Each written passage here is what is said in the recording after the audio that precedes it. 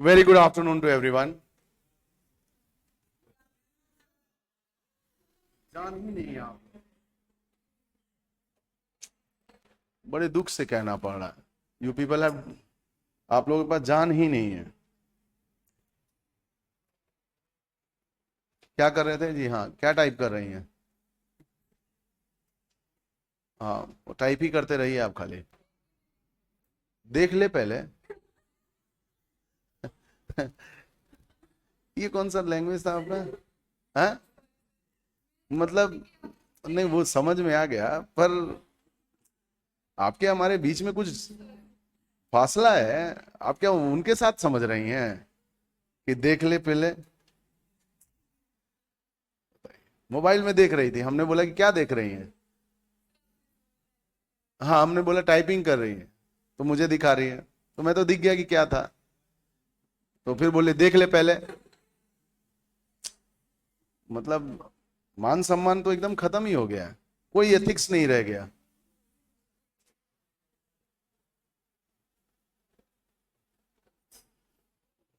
ऐसा नहीं होना चाहिए। हाँ, फ्लो फ्लो में निकल जाता है, हम समझते हैं, बट थोड़ा सा संयम रखा कीजिए। कोई बात नहीं। हाँ जी, क्या कर रहे थे हम लोग? तो कुछ बता।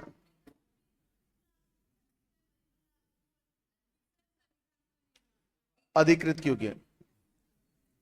हाँ, तो हम लोग डिस्कस कर रहे थे कि हमारा जो संविधान है, उसका निर्माण जो हुआ, उस निर्माण में आ, हमारे जो फ्रीडम फाइटर थे, जो स्वतंत्रता संग्रामी थे, उनका योगदान कितना है, आप देखिए, इससे आपको पता चलेगा। और जो हम आपको जो हम आपको बता रहे थे, तो संभवतः हमने 50 26 जनवरी 1950 तक का बता दिया था कृष्णा। हाँ हाँ, और 26 जनवरी 1950 तक का बता दिया था जी। सबको एक ठो कॉपी लेके पढ़ता है, आप दो दो कॉपी लेके पढ़ रहे हैं। ये रिवाइंड है, मतलब नहीं समझे हम। अच्छा, लिखवाएंगे तो वो कॉपी में लिखेंगे, और लिखेंगे तो वो कॉपी में लिखेंगे। महान है जी आप। अच्छा अच्छा, तो देखिए क्या है कि जब हम बात करते हैं संविधान निर्माण निर्माण की, तो संविधान निर्माण में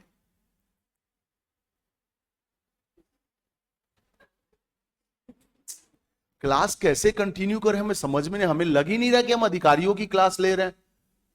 अरे यार, ये प्यून चपरासी का क्लास नहीं है, अधिकारी का है। और आप इस तरह से उबासी ले रहे हैं, जैसे लग रहा है क्रोकोडाइल की तरह मुंह खोल रहे हैं। कल को मान लीजिए कि आपके मुख्यमंत्री के सामने बैठकर आपके बात कर रहे हो, और आप अंगड़ाई ऐसे ही ले करके, तो क्या होगा? अरे यार, मुंह पे हाथ रखा करें आप लोग, थोड़ा सा ये एथिक्स है हम लोग का।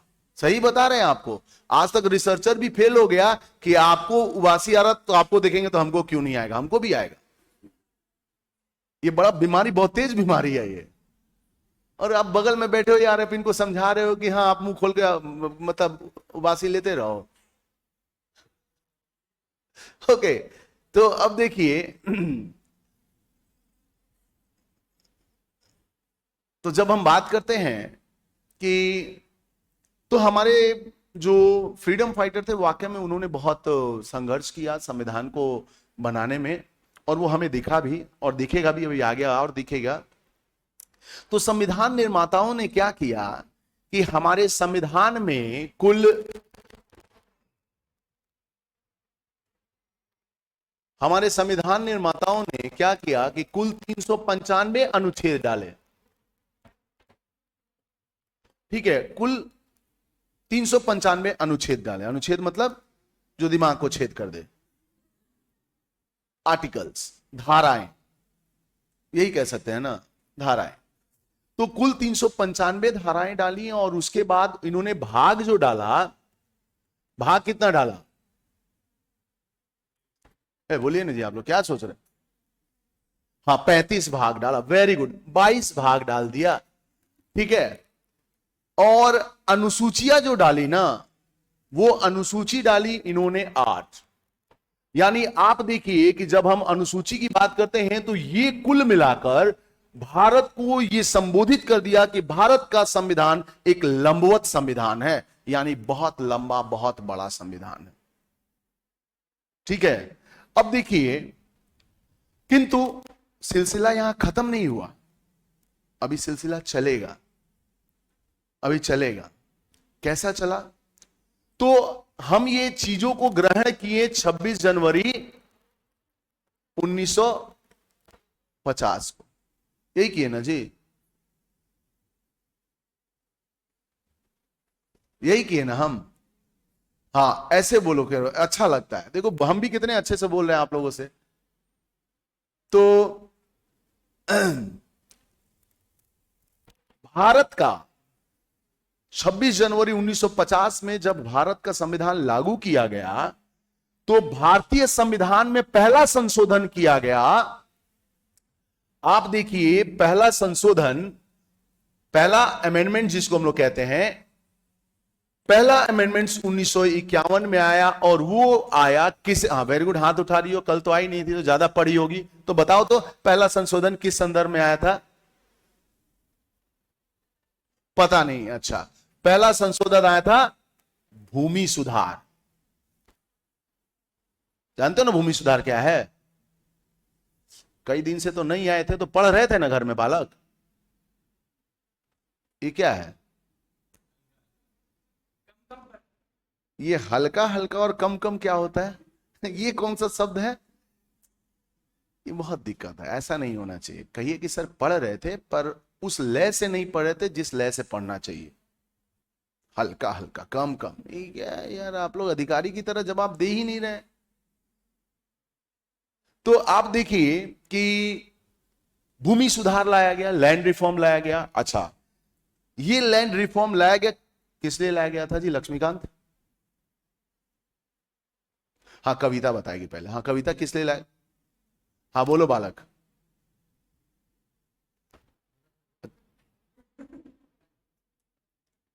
किस लिए लाया गया था? पहला क्लास है आपका? आखिरी मतलब पहले दिन है, मतलब मेरे साथ आप पहला क्लास कर रहे हैं? आप रोज आ रहे हैं? नहीं यार, आपको चेहरा नया नया लग रहा है। अच्छा, आज वहां से भगा दिए, कोई बात नहीं, कहीं बैठने से मतलब। हाँ, क्या भूमि सुधार था जी? एक दिन आते हो, 2 दिन नहीं आते हो। कल नहीं आए थे ना? हाँ बोलो। हाँ पता नहीं, वेरी गुड। हाँ बोलिए, हाथ उठा रही हैं। भूमि सुधार के, हाँ मैं नहीं तो मैं तो हाथ उठाता ही नहीं हूँ।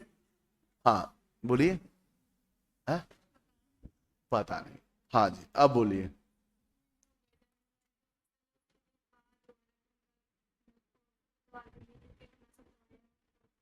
अच्छा, तो भूमि सुधार का लाने का मेन मकसद ये था कि उस वक्त हमारे देश में जमींदारी प्रथा चरम सीमा पे थी।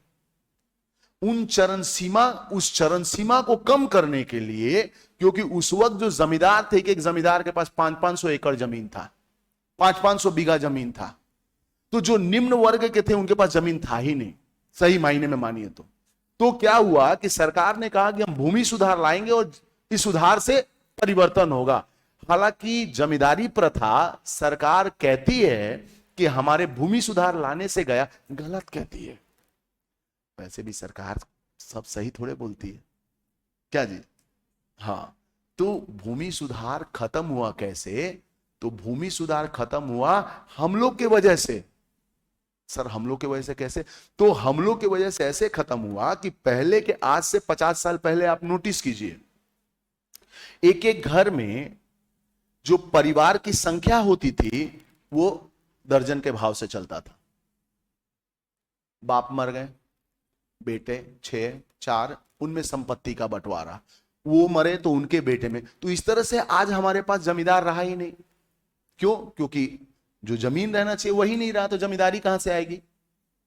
किंतु आज भी जमींदारी है, किसके ऊपर है? ये सब एमपी एमएलए के पास है, ये लोग के पास अथाह पैसा है। जी कहां से आप आए? अभी घर से घूम के आए हैं?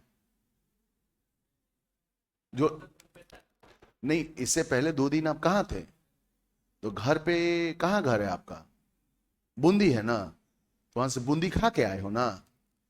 है, यहाँ कंडक्टर बनने आए हो कि कलेक्टर बनने आए हो? जब से आओ तब से टिक टिक टिक टिक किए जा रहे हो, पेन का टिकट लेना है। अरे कंडक्टर नहीं बनो यार, कलेक्टर बनो, उसके लिए तैयारी करवा रहे हैं। फर्स्ट क्लास से आप देखते हैं कि उसी को बेचारा परेशान है, वो त्राहिमाम कर रहा है कि कब हमको निजात मिले। आपकी गलती नहीं है, आपके उम्र की गलती है। ये एज में ऐसा होता ही है, होगा बीमारी। तो अब देखिए, तो जब भूमि सुधार जब लाया गया, तो इस भूमि सुधार में पहला भारत का संशोधन रहा। आजाद भारत का पहला चुनाव मई 1952 में कराई गई। कब कराई गई? हाँ, मई 19। ये पूछता है कि पहला चुनाव आजाद भारत का कब हुआ? मई 1952 में हुआ। 1952। अच्छा, उसके बाद जैसे जैसे भारत, आज हम लोग अपने स्वतंत्रता दिवस के लगभग 75वें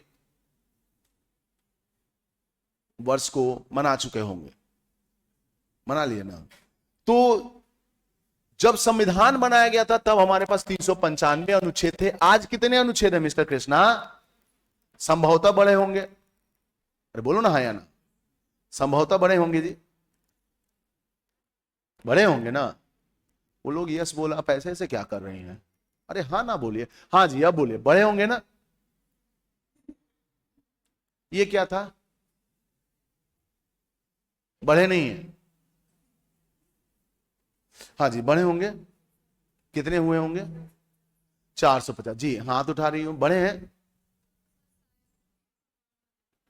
अच्छा, घट गए हैं, मतलब 395 से 352 हो गया है शायद। अब मेरी क्लास रोज कर रही है, थोड़ा क्लास का नियम बता दीजिए उनको। हाँ, तो अब क्या है कि हमारे देश में, बताया नहीं आपने उनको? क्या बताया आपने, बताइए तो।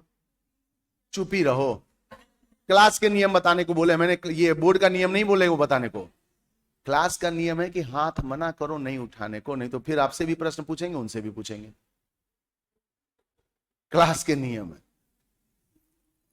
तो अब देखिए, बहुत लोग, बहुत पुस्तक में लिखा हुआ है कि हमारा अभी जो अनुच्छेद हो गया है वो है 448 या 450, ठीक है, 450।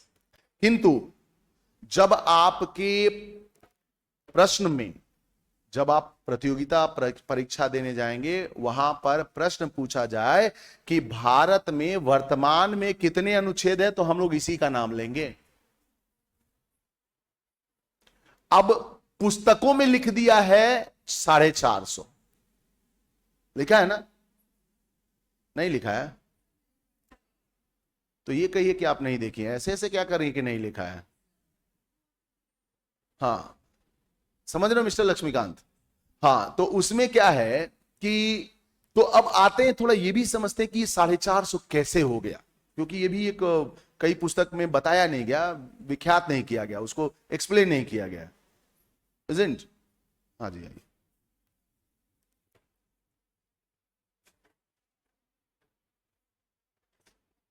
पहली क्लास है, हिंदी मीडियम है, इंग्लिश मीडियम? हाँ, आप गलती जगह पे आ गए, इसीलिए पूछ ले, बगल में बस, झील के उस पार, बस बगल में। अब हम हिंदी बोलते हैं, वो हालांकि हिंदी ही समझती हूँ, किंतु उसको लगता कि हम कहाँ आ गए, तो दिक्कत हो जाता। पहले से ही बता देना उचित है, क्यों बालक? जैसे पहले से ही हमको बता देते हो। तो अब देखो, भारत की संविधान लागू होने के बाद, ध्यान से सुनिएगा, हमने भारतीय संविधान में संशोधन किया। हमने भारतीय संविधान में संशोधन, वहां मत देखो, वो मेरा काम है। आप लोग केवल हमको देखें और बोर्ड को देखें। इस काले और हरा रंग का बोर्ड है उसको देखें, इसके अलावा कहीं ध्यान नहीं जाएगा किसी का, तभी हम समझ पाएंगे कि क्या चल रहा है। तो आप देखिए कि 26 जनवरी 1950 को भारत आजाद हुआ और भारतीय संविधान के अंदर संशोधन किया गया, 73वां संविधान संशोधन।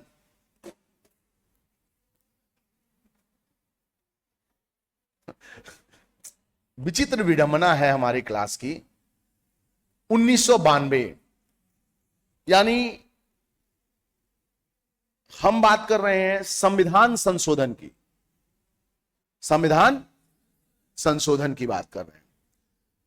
ये 1992 में हुआ, तो यहां से यहां कितना साल का गैप आ गया जी? कितना साल का गैप आया? प्लीज चुप रहे आप लोग।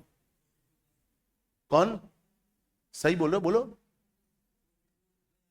हाँ, ये कहे तो अच्छा किए कि 42 साल का है।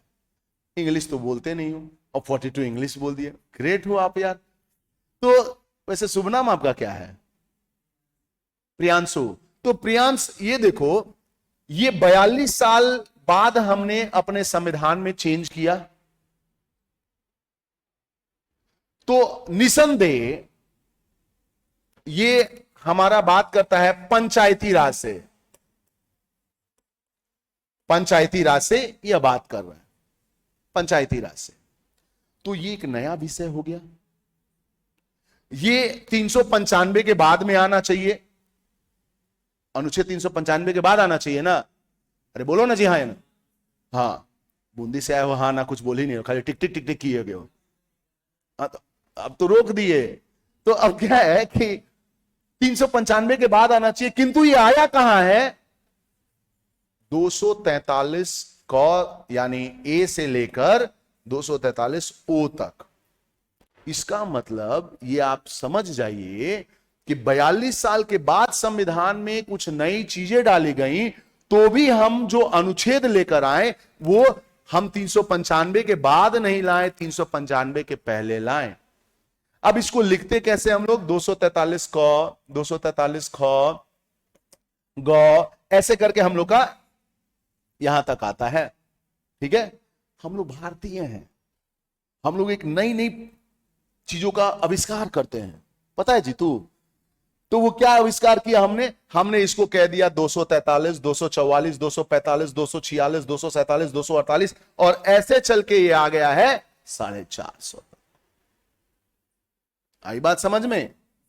किंतु मूल भी 395 था और सूद भी 395, यानी आगे पीछे जो भी है वो 395 ही है। क्लियर है जी? पहली क्लास है आपकी? कल आए थे नहीं थे?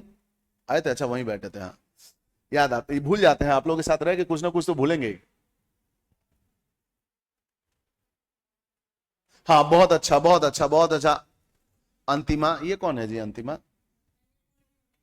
एमए, एमए वाली, वाह, अच्छा सम्मान दो यार, थोड़ा अधिकारी बने जा रहे हो आप लोग, क्या कर रहे हो? तो अब क्या है कि ये हमारे देश में इसी तरह से कोई बात देखिए, हम नहीं, एक काम कीजिए, लाठी उठाइए, ताबड़तोड़ चालू कर दीजिए, मत सम्मान मत दिए तो अपमान भी मत कीजिए। अरे सम्मान का मतलब ये नहीं होता फ्रेंड, आप लोग में से ही सब अधिकारी बनेंगे, और आप ये जान के रखिए कि अगर ये भी अधिकारी बनेगी तो आप इसके ऑफिस में ये जाके नहीं कह सकती हैं कि इधर आओ, बिल्कुल नहीं कहिएगा, बाकायदा रिस्पेक्ट दीजिए कि मैम इधर आइए, ये भी हाँ आदरणीय मादरणीय लगेगा, क्या सम्मान दे आप लोग तो, क्या हम बोले। अच्छा, इसके बाद क्या है कि हमारे संविधान में, मूल संविधान में 395 अनुच्छेद और 22 भाग और कितनी अनुसूचियां? 8 अनुसूची। अभी कितने हमारे यहां अनुसूची हो गई हैं? 12। यानी आप देखिए कि 9वीं अनुसूची, 10वीं अनुसूची, 11वीं अनुसूची और 12वीं अनुसूची ये हमारे संविधान में संशोधन कर डाला गया है। क्या नाम है? हाँ, हर्षित, ये डाला गया है। और हमने पहले बताया कि पहला हमारा संशोधन किया गया था, पहला संशोधन था भूमि सुधार, और ये 1991 में हुआ था, और ये नेहरू जी ने इसे डाला था। कौन नेहरू जी?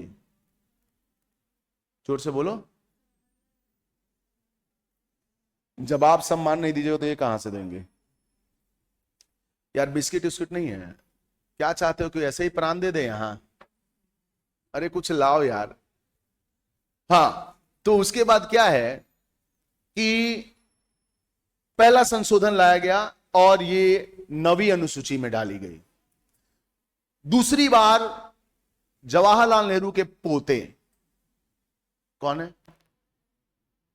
और रुकिए एक मिनट, जब आप हमको ये बोल सकते हैं कि देख ले तो हम पूछ सकते हैं ना। हाँ बताइए कौन है?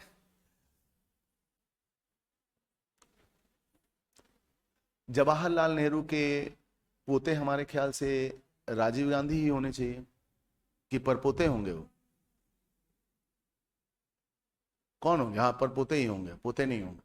नहीं, उनकी बेटी तो हुई इंदिरा गांधी, तो उनकी बेटी की जो पुत्र होंगे संजय गांधी, वो संजय गांधी और राजीव गांधी, हाँ तो पोते ही होंगे। हाँ अब हाँ उनके, अच्छा अच्छा उनके बेटे का बेटा होगा, अच्छा ये भी बात सही है। तो आप देखिए जवाहरलाल नेहरू के थर्ड जनरेशन राजीव गांधी, वो आए तो उन्होंने क्या किया, 92वां संशोधन अधिनियम 1985 में एक नया कानून लेकर आए जिसका नाम रखा दर बदल कानून, एंटी डिफेक्शन लॉ। नहीं समझ में? कृष्णा आ गया? क्या है दर बदल कानून? तो दर बदल कानून का मतलब है कि उस वक्त एक हमारे एमएलए थे, एमपी थे, जिनका नाम था आयाराम, वो गया से थे, उनका गयाराम नाम था, आया नहीं गया। वो एक हफ्ते में 7 पॉलिटिकल पार्टी चेंज कर लिए, 7 राजनीति दल परिवर्तन कर लिए, तो इसीलिए उनका नाम पड़ा आयाराम गयाराम, आयाराम गयाराम। तो यहां पर संशोधन कर दिया कि इसको रोकना पड़ेगा, तो इसीलिए इसका नाम रखा गया 92वां संशोधन अधिनियम दर बदल कानून। ठीक है? नहीं ठीक है? अभी कुछ दिन पहले ही आप लोगों को बताया था कि ऐसे ऐसे में भी ठीक है, ऐसे ऐसे में भी ठीक नहीं है, तो हम कैसे ठीक रहेंगे? ये सीख लीजिए आप लोग। आप लोग को लगता है अभी कि आप लोग जो गतिविधि कर रहे हैं वो एग्जाम के लिए ठीक है, तो आपको बता रहे हैं कि जब आप जाइएगा एग्जाम में, इंटरव्यू में, तब आप रियलाइज कीजिएगा कि हाँ बिल्कुल इन्होंने जो कहा था वो सत्य। इसके बाद आप देखिए 11वीं अनुसूची हमने लेकर आए 73वें संविधान संशोधन, जिसको हम लोग कहते हैं 1992 में लेकर आए, जिसका नाम रखा पंचायती राज। नाम सुने हो ना हर्षित? पंचायती राज। और 12वीं अनुसूची 74वें संविधान संशोधन अधिनियम 1992 में लाया गया नगर निगम। सुने हो ना नगर निगम का नाम? बूंदी में वैसे नगर निगम है नहीं, पंचायत है? हाँ नगर परिषद है। तो आप देखिए कि ये प्रावधान लाई गई, ये आजादी के बाद अभी तक हम लोगों ने इसे संशोधन करके लाए। कुछ पूछना है मोहम्मद? हाथ उठा रहे हो तो अब लिखोगे? नहीं लिखोगे? लिखवाओगे?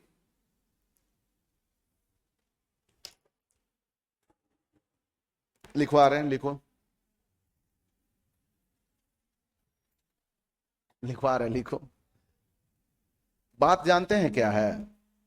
बात यह है ना कि अभी भी आप लोग ना कॉलेज के साइकोलॉजी से बाहर नहीं निकले।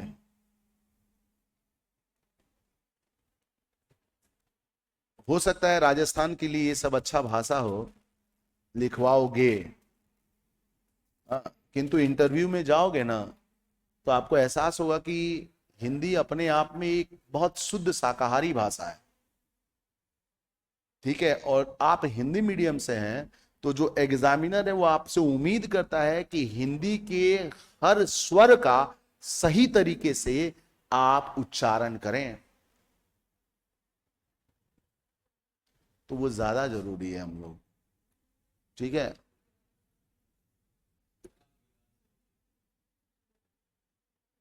जी, दिक्कत हो गया।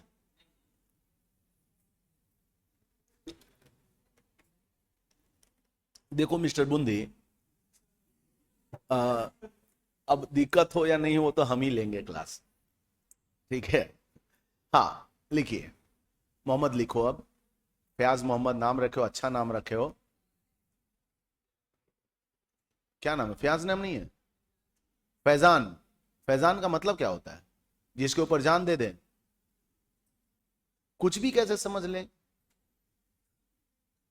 याद रखना, इंटरव्यू में जाना तो उसका मतलब जान लेना घर वालों से कि इसके पीछे रखने के पीछे कारण क्या है, ठीक है। पूछा जाता है कभी कभी, नाम जटिल होने से पूछ लिया जाता है। मैंने बताया ना कि एक लड़का अपना नाम रखा था ब्रिंजल। ब्रिंजल जानते हो क्या होता है? बैगन। ठीक, तो उसे पूछा गया कि तुम ऐसा नाम क्यों रखे हो? तो बोले मेरे खानदान में ऐसा ही नाम है, पोटैटो, टमाटो, इसी तरह से नाम चला है तो मेरा ब्रिंजल आया है।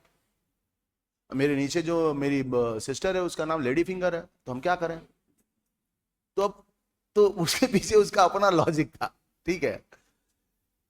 तो ऐसे ही कुछ लॉजिक निकाल के रखना पड़ता है हर के लिए, हम कह रहे हैं खाली उन्हीं का नहीं। हाँ आपका ग्रेजुएशन हो गया? ग्रेजुएशन फर्स्ट ईयर में हो कि लास्ट ईयर में हो? अच्छा, अभी 12वीं पास की हो। हाँ, तो ये लक्षण दिखेंगे, वैसे कोई दिक्कत की बात नहीं।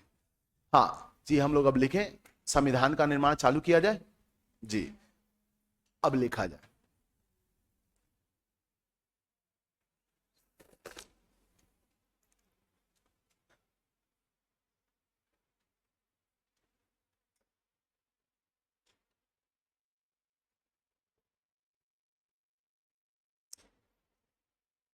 उन्नीस सौ सताइस में जब 1927 में जब साइमन आयोग का आगमन भारत में हुआ,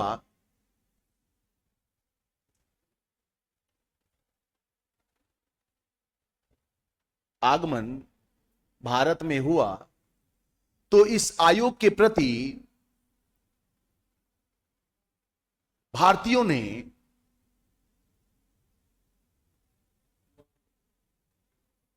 तो इस आयोग के प्रति भारतीयों ने इसका प्रतिरोध किया, क्योंकि अंग्रेजों द्वारा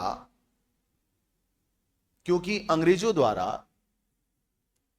यह कहा गया था कि अंग्रेजों द्वारा यह कहा गया था कि उस वक्त बोले तो लेकर नहीं आए, यह कहा गया था कि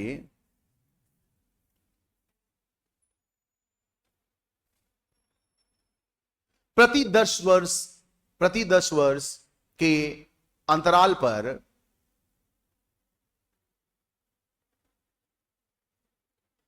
पूर्व के सुधारों पूर्व के पूर्व के सुधारों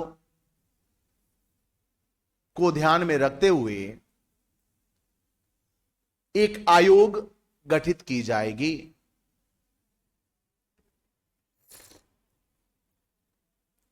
परंतु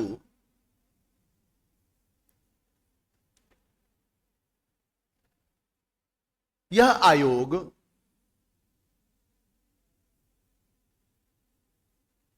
10 वर्ष के भीतर ही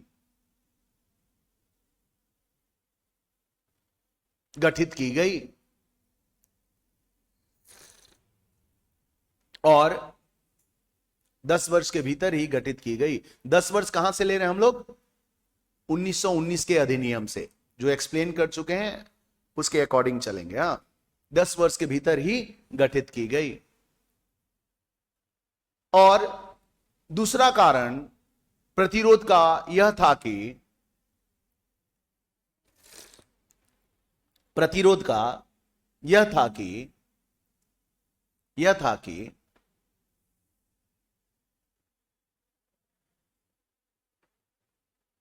इस आयोग में एक भी भारतीय सदस्य नहीं थे। इस आयोग में एक भी भारतीय सदस्य नहीं थे।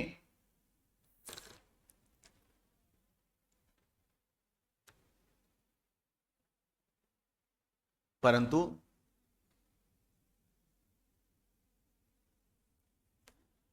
परंतु इस आयोग की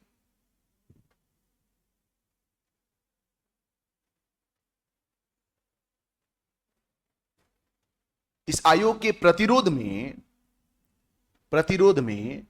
लाला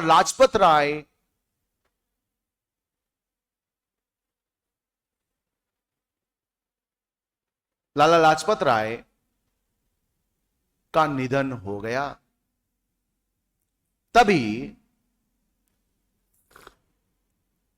तभी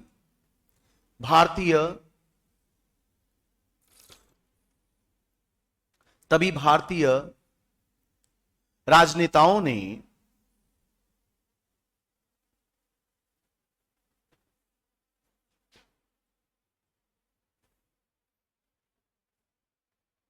भारत सचिव से यह अनुरोध किया कि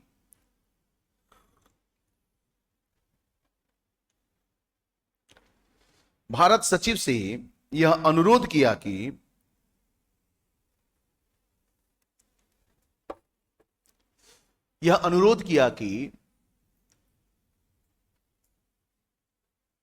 भारतीय को अपना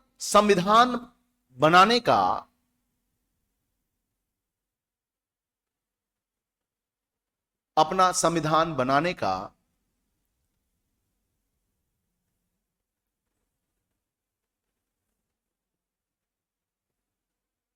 आदेश दिया जाए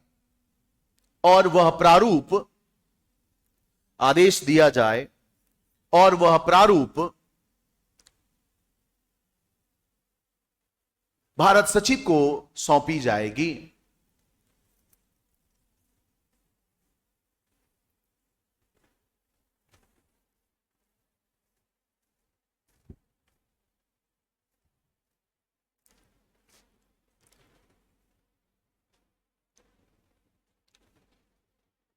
इसके फलस्वरूप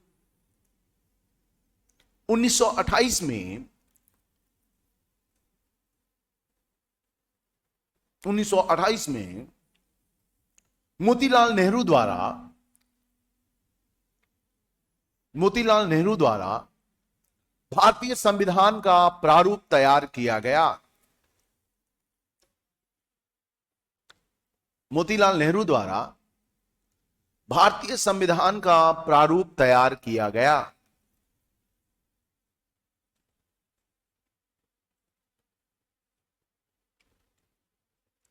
जिसे हम नेहरू प्रस्ताव के नाम से जानते हैं।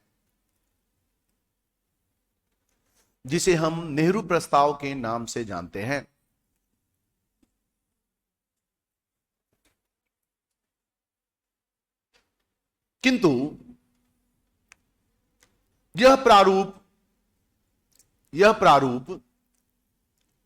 भारतीयों को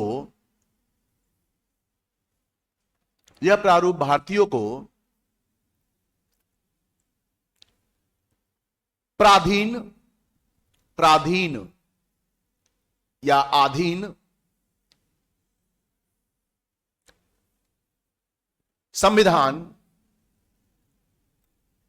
या आधीन संविधान की घोषणा करता है। इसका तात्पर्य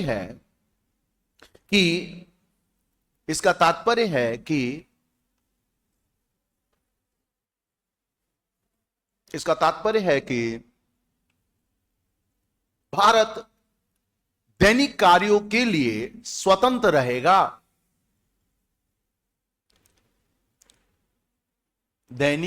के लिए स्वतंत्र रहेगा।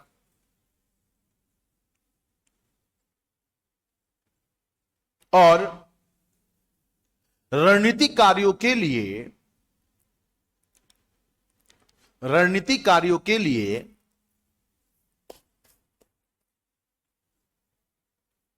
ब्रिटिश संसद पर निर्भर रहेगा।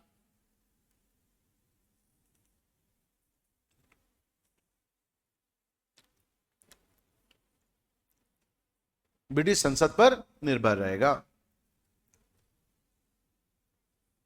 इस नेहरू प्रस्ताव का लगभग सभी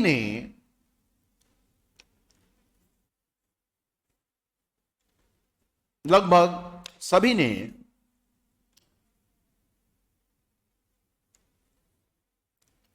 प्रतिरोध किया शांतिपूर्वक,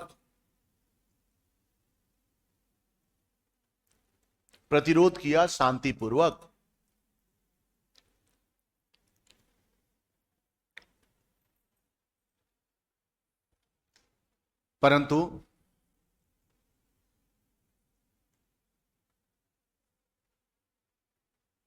भारतीय राष्ट्र कांग्रेस का अधिवेशन सन 1929 में लाहौर में स्थापित की गई।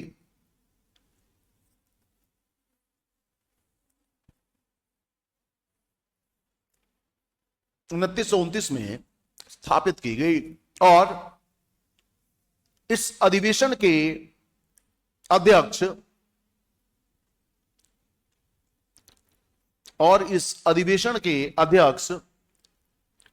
जवाहरलाल नेहरू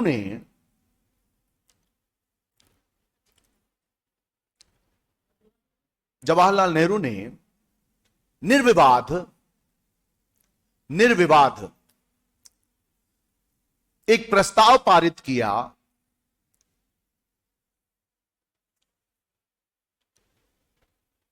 और कहा कि हम पूर्ण स्वराज की मांग करते हैं, जवाहरलाल नेहरू ने कहा कि हम पूर्ण स्वराज की मांग करते हैं और इसे ध्यान में रखते हुए 26 जनवरी 1930 को रावी नदी के तट के किनारे, और 26 जनवरी 1930 को रावी नदी के तट के किनारे तिरंगा झंडा फहराया गया और इसे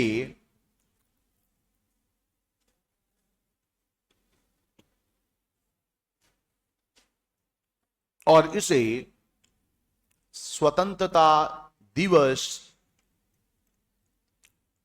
घोषित किया गया।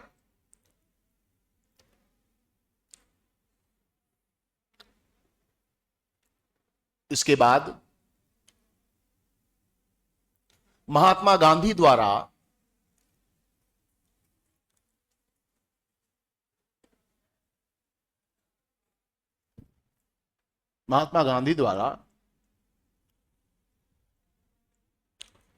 नमक सत्याग्रह आरंभ की गई।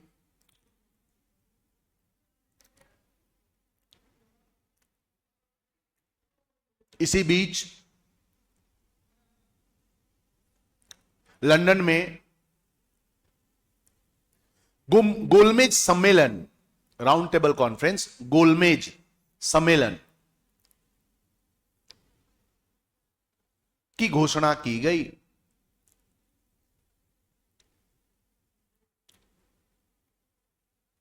और दूसरे गोलमेज सम्मेलन में सन 1931 में गांधी इरविन समझौता, गांधी इरविन उस वक्त के वायसराय थे, गांधी इरविन समझौता पारित किया गया।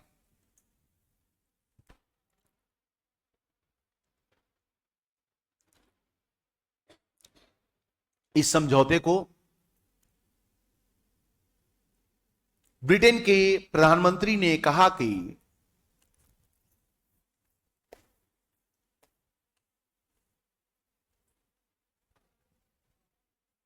इस समझौते को, ब्रिटेन के प्रधानमंत्री ने कहा कि लॉर्ड इरविन पूरे ब्रिटेन को गांधी जी के चरणों में रख दिए। गांधी जी के चरणों में रख दिए।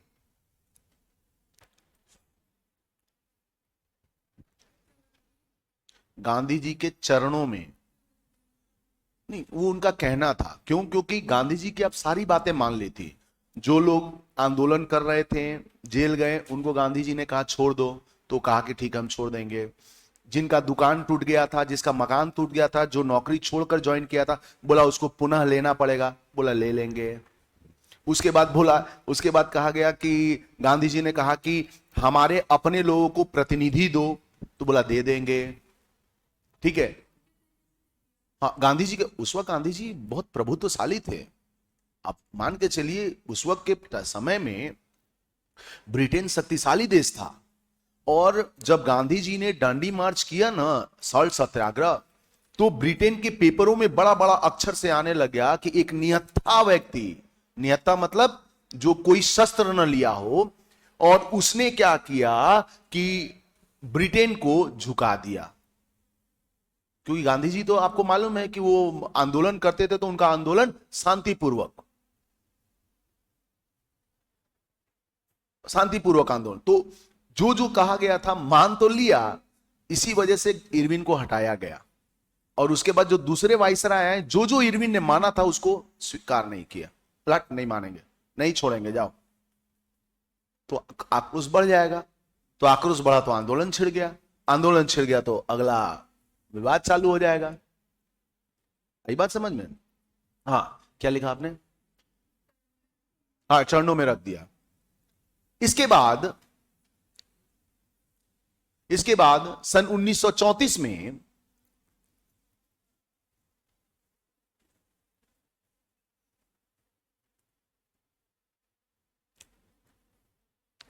एम एन रॉय द्वारा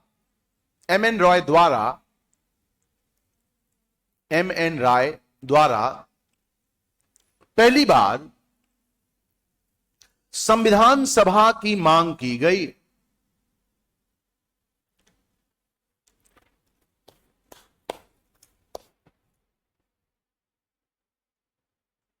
पहली बार संविधान सभा की मांग की गई।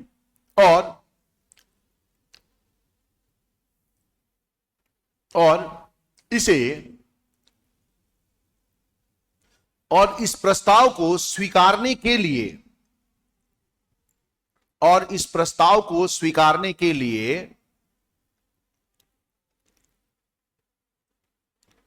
अंग्रेजों के पास भेजा गया।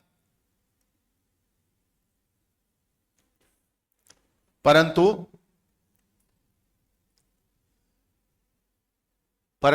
भारत शासन अधिनियम 1935 में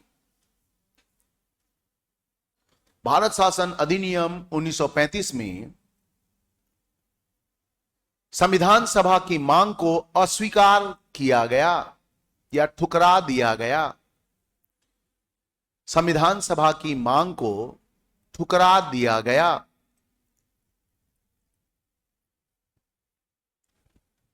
कुछ समय पश्चात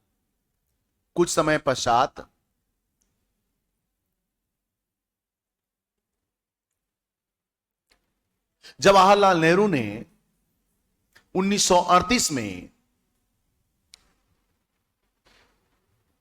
1938 में ब्रैकेट में लिखिएगा INC, तो आप लोग समझ जाएंगे। ब्रैकेट में लिख दीजिए INC। कहा कि भारत का अपना संविधान होगा और वह संविधान भारत का अपना संविधान होगा और वह संविधान संविधान सभा द्वारा बनाई जाएगी। वह संविधान संविधान सभा द्वारा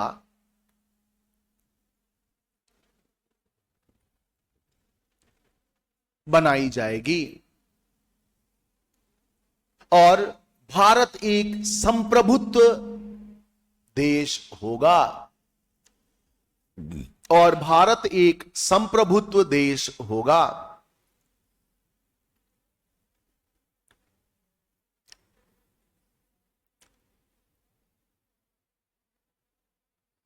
जैसा कि हम जानते हैं, लिखिए, जैसा कि हम जानते हैं सन 1939 में, लिखिए ना, जैसा कि हम जानते हैं, जैसा कि हम जानते हैं सन 1939 में द्वितीय विश्व युद्ध आरंभ हुआ।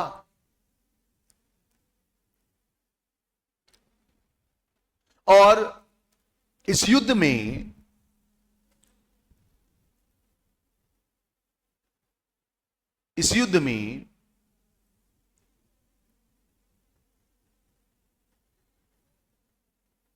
अंग्रेज चाहते थे कि भारतीय भी शामिल हो। बहुत समय, अभी समय मत देखिए, कि भारतीय भी शामिल हो। हर एक गतिविधि पे नजर है, आप क्या समझ रही हैं? भारतीय भी शामिल हो, किंतु भारतीयों का कहना था कि पहले उन्हें आजादी दी जाए। भारतीयों का कहना था कि पहले उन्हें आजादी दी जाए, तब वह युद्ध में शामिल होंगे।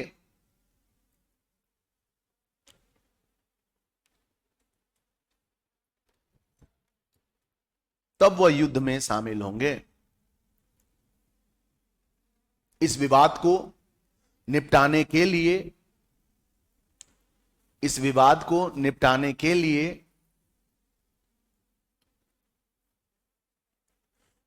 इस विवाद को निपटाने के लिए सन 1940 में अगस्त प्रस्ताव लाया गया। सन 1940 में अगस्त प्रस्ताव लाया गया, किंतु यह प्रस्ताव विफल रहा भारतीयों को मनाने में। किंतु यह प्रस्ताव विफल रहा भारतीयों को मनाने में। इसके बाद जापान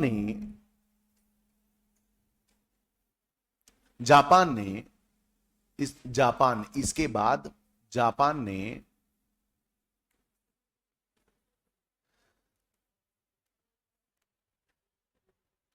अंडमान और निकोबार द्वीप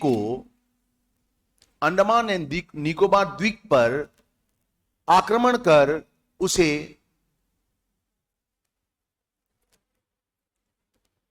कर उसे अपने अधिकार क्षेत्र में ले लिया।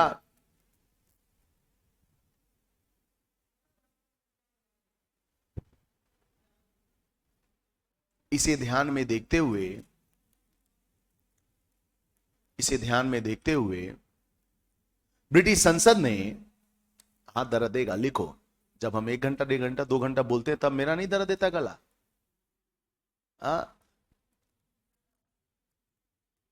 ब्रिटिश संसद ने क्रिप्स प्रस्ताव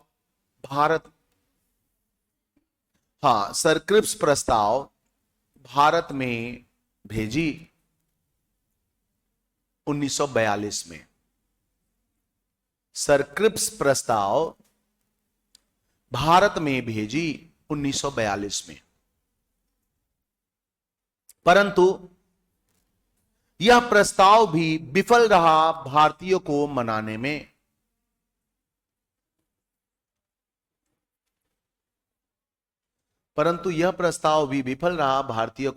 में।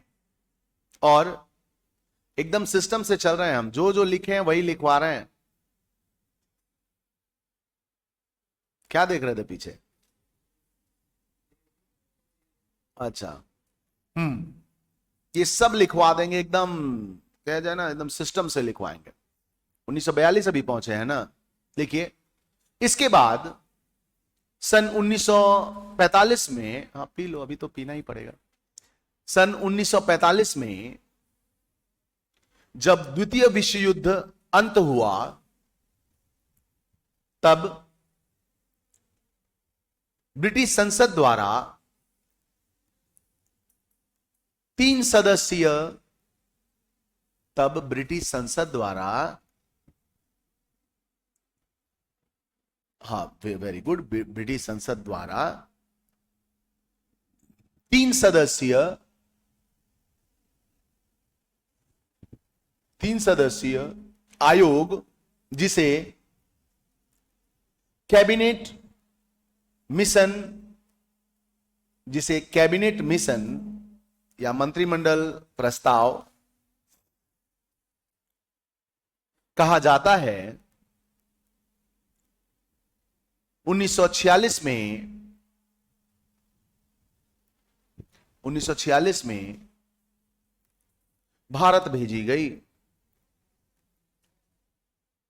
1946 1946 में भारत में भेजी गई। ये आवाज भी गड़बड़ कर रहा है। इसके सदस्यों का नाम आप लोग लिख लेंगे कि लिखवाना पड़ेगा? हाँ लिखो, हमको पता, हम ही को लिखवाना। लिखिए, पहला लिखिए सर क्रिप्स। सर क्रिप्स लिखिएगा, सर चिप्स मत लिख दीजिएगा, क्रिप्स। ठीक है मोहम्मद, क्रिप्स लिखना है। दूसरा पैट्रिक लॉरेंस। पैट्रिक लॉरेंस, मुश्किल है। तीसरा, ब्रैकेट में लिख लो ना इंग्लिश में, पैट्रिक लॉरेंस।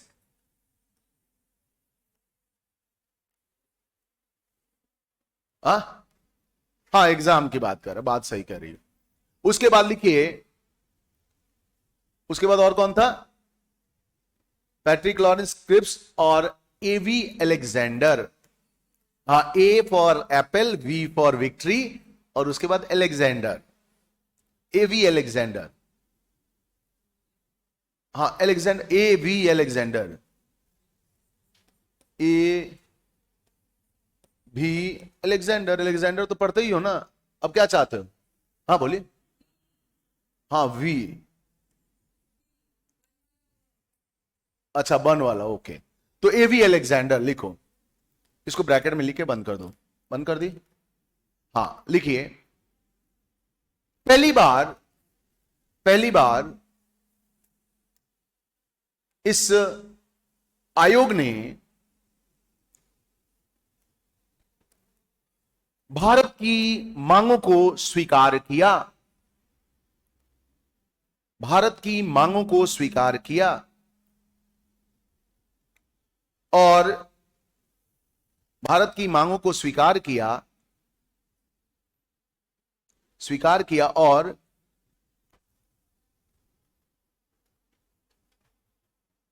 भारतीयों को संविधान सभा निर्माण करने की अनुमति दे दी। भारतीयों को संविधान सभा निर्माण करने की अनुमति दे दी।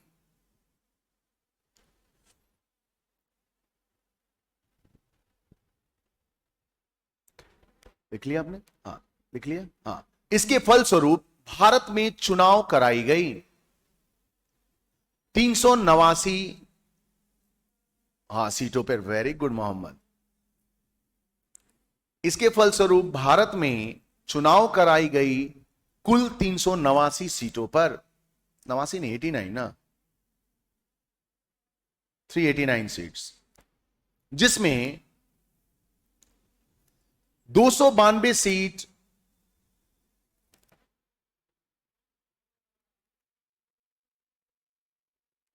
ब्रिटिश भारत के लिए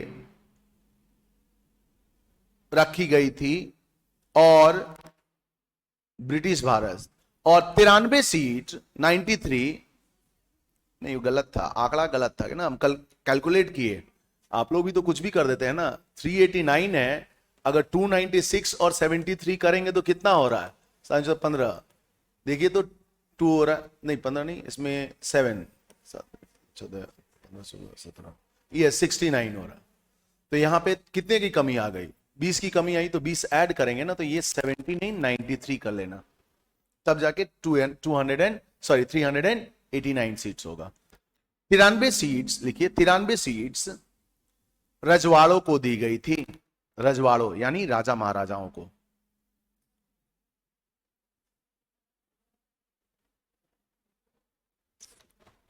दी गई थी, ठीक है।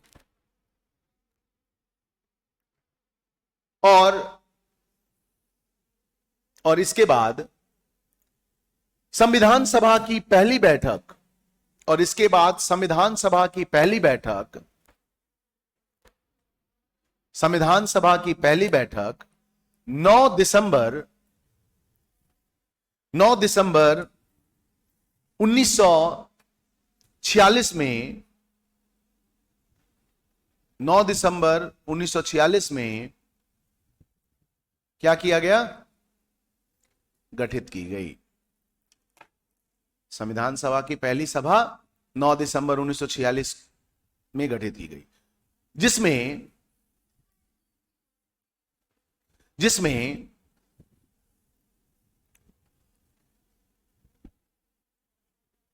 डॉक्टर सच्चिदानंद सिन्हा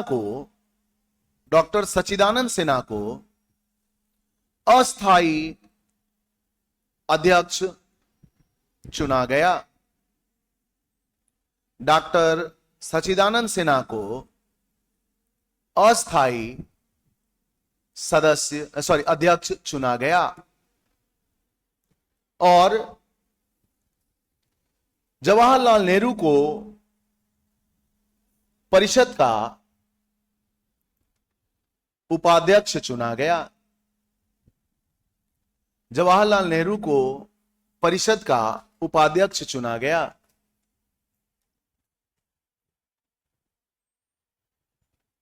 नेक्स्ट पॉइंट लिखिए, अगला पॉइंट लिख लीजिए। पॉइंट में 11 दिसंबर 1946 को संविधान सभा की दूसरी बैठक आयोजित की गई। 11 दिसंबर 1946 को संविधान सभा की दूसरी बैठक आयोजित की गई, जिसमें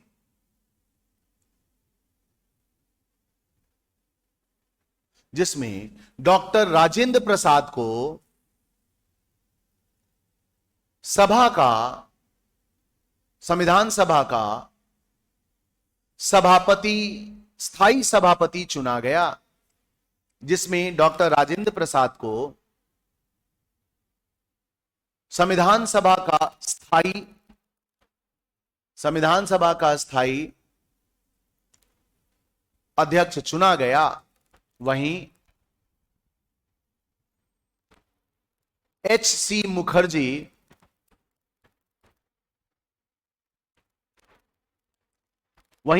मुखर्जी को उपाध्यक्ष चुना गया। एच सी मुखर्जी,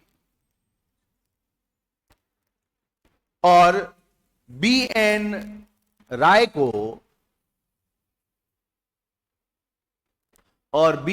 को संविधान सभा का, बी एन राय को, कहीं कहीं राव भी लिखा रहेगा, बी एन राव को संविधान सभा का विधिक सलाहकार चुना गया।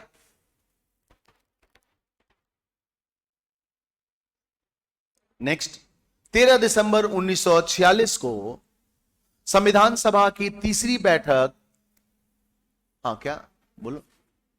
13 दिसंबर 1946 को संविधान सभा की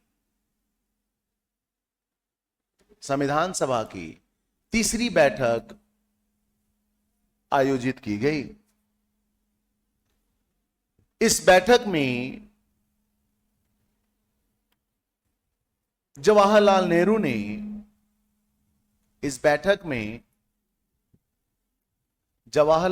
ने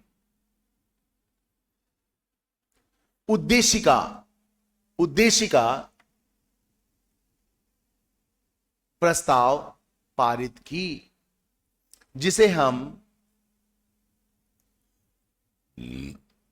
हम प्रस्तावना के नाम से जानते हैं।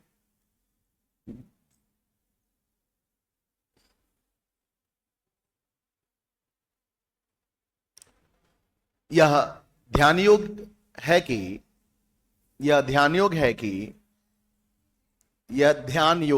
देने की बात है कि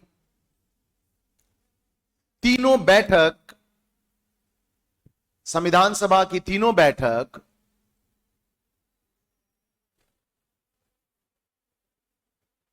में मुस्लिम लीग द्वारा भाग नहीं लिया गया। तीनों बैठक में मुस्लिम लीग द्वारा भाग नहीं लिया गया।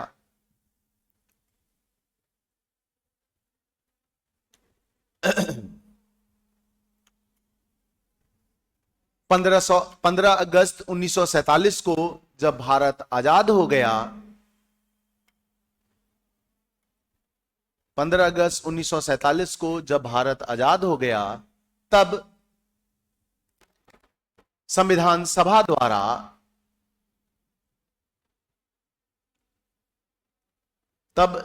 सभा द्वारा कई सारे आयोगों का गठन किया गया।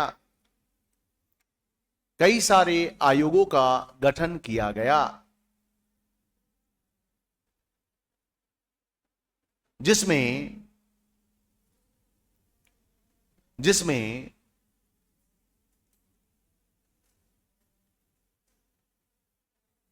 29 अगस्त 1947 को प्रारूप समिति का गठन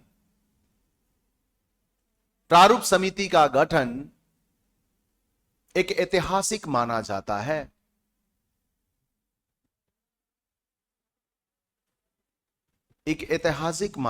है। जिसके अध्यक्ष डॉक्टर भीमराव अंबेडकर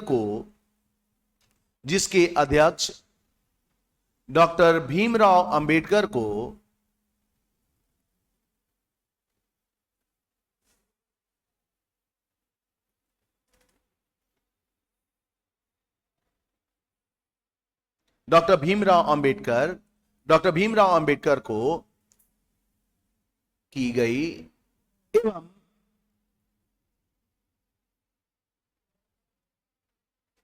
जिसके अध्यक्ष डॉक्टर भीमराव अंबेडकर को बनाई गई, एवं इसमें 6 अन्य सदस्य भी थे। 6 अन्य सदस्य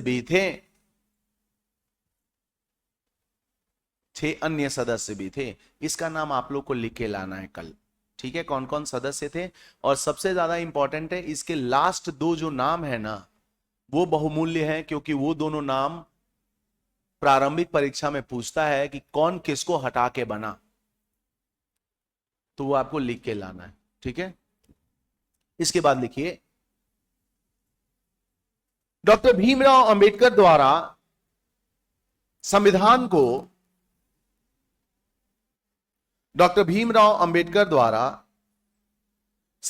को पूर्ण रूप से तैयार कर दिया गया, परंतु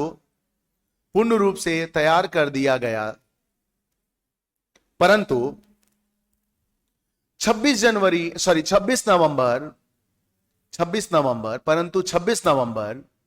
1949 को आंशिक रूप से अर्थात संविधान के कुछ महत्वपूर्ण अनुच्छेदों को और भागों को लागू किया गया।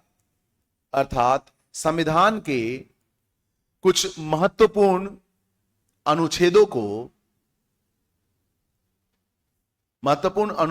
एवं भागों को लागू किया गया। जैसे नागरिकता,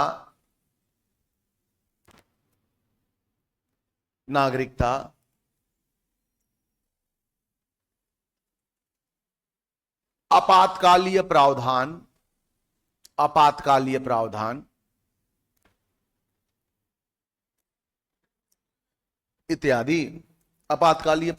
इत्यादि, परंतु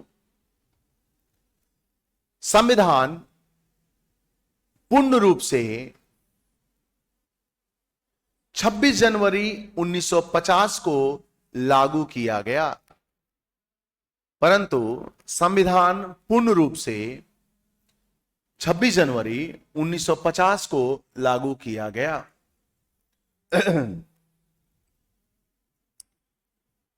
नेक्स्ट लिखिए मुख्य बिंदु।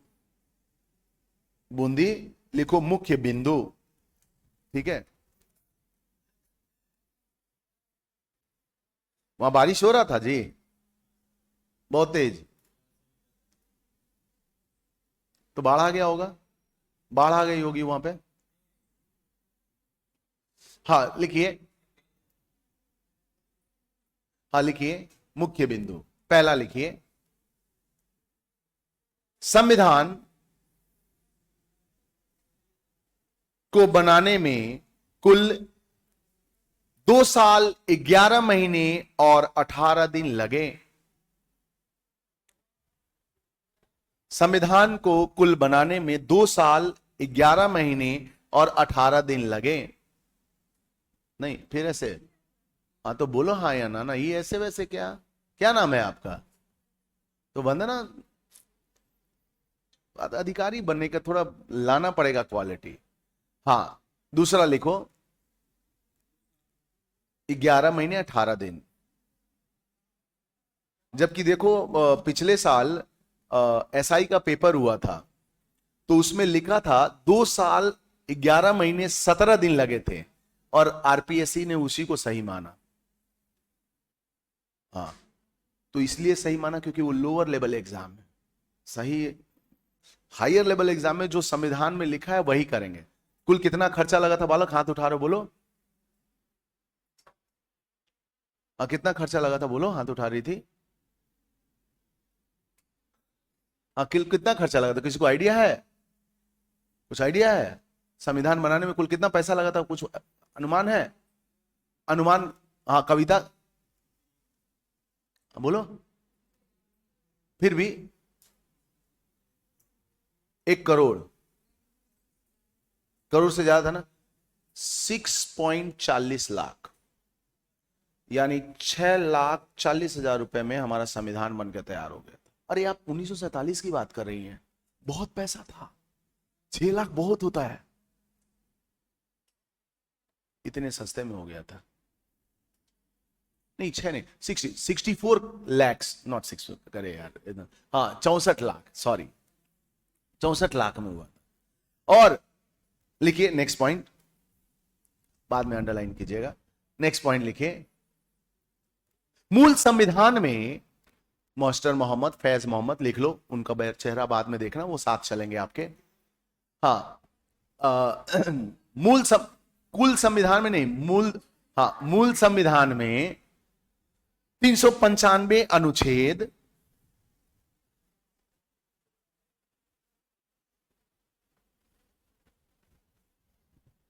22 भाग और 8 अनुसूचियां थी।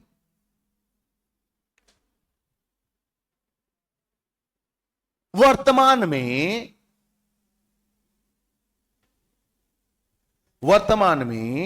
395 अनुच्छेद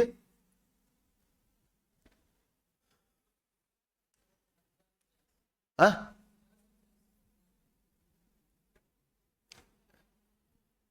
कविता थोड़ा समझा देना बाद में, ठीक है? ठीक है, वो समझा देगी, हमको पता है कि आपको वो समझा देगी। जब हम पढ़ा रहे थे कि 450 कैसे आया, तो आपको नहीं समझ में आया कि हम भी 450 लिखवा दें? तो कब बोले कि भूतकाल की बात कर रहे हैं, भविष्य काल की बात ही नहीं कर रहे? भूत बता दिए, भविष्य के बारे में जानते नहीं, वर्तमान ही चल रहा है, तो वर्तमान ही ना बताएंगे।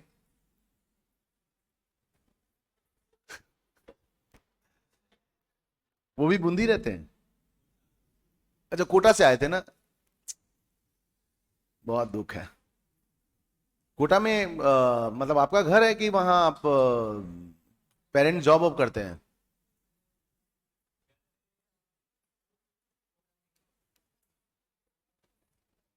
कोटा बहुत महंगा शहर हो गया अभी। इतना ना एजुकेशन वहां आ गया ना, नीट मीट गिट सीट, कि इतना बहुत महंगा हो गया।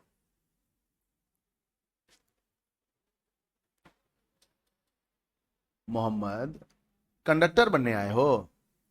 हैं, तब से टिक टिक टिक टिक किए जा रहे हो। अरे बस में जाओ। अच्छा, टिकट नहीं लेके आए थे?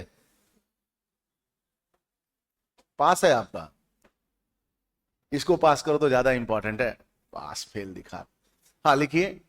वर्तमान में 395 भाग, सॉरी अनुच्छेद, उसके चक्कर में सब ऐसे हुआ। उसके बाद 25 भाग,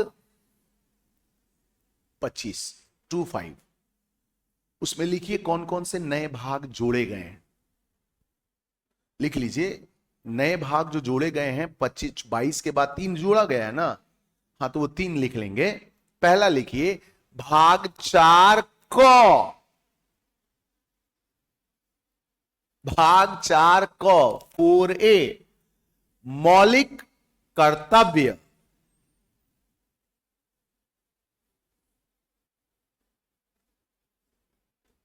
मौलिक कर्तव्य, कॉमा दे दीजिए। दूसरा लिखिए, भाग 9 क।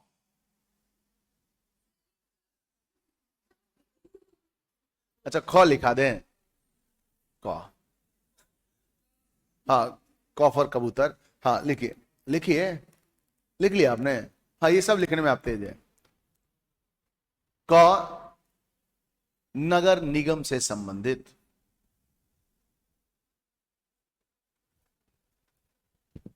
और 14 क, ठीक है, 14A, ये है हमारा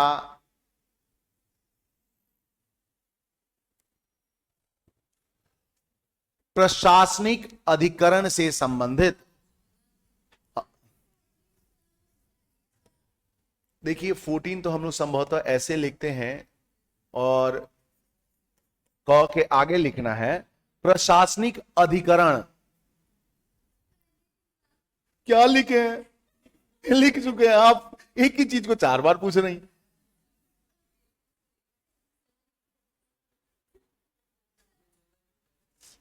14 क रोमन लेटर में लिखना पड़ता है। हमारा जो संविधान है इसी में चला है, तो उसको हम नहीं ना चेंज कर सकते हैं। अब आप चेंज कर दीजिएगा जब बनिएगा तब। हाँ, ये प्रशासनिक अधिकरण से संबंधित है। अब नेक्स्ट लिखिए, 12 अनुसूचियां। लिख लो कृष्णा, थक गए, हमको मालूम है, चेहरे से ही लग रहा है। जब हम बोलते हैं तब थकते नहीं है, हैं? और आप लिखते लिखते थक गए। हाँ, लिखिए, 12 अनुसूचियां। हाँ, पहले कितना था? 8। तो अब लिखेंगे, उसके नीचे पहला पॉइंट लिखेंगे देकर। पहला पॉइंट देखिए, 9वीं अनुसूची। लिखिए, 9वीं अनुसूची। ऐसे लिखना, 9वीं 9 वो वाला मत लिखना, ऐसे ही लिखना तो समझ। बुक का जो लैंग्वेज है संविधान का, उससे चलो, अपने में अपना संविधान मत बना दिया करो। हाँ, 9वीं अनुसूची भूमि सुधार से संबंधित है।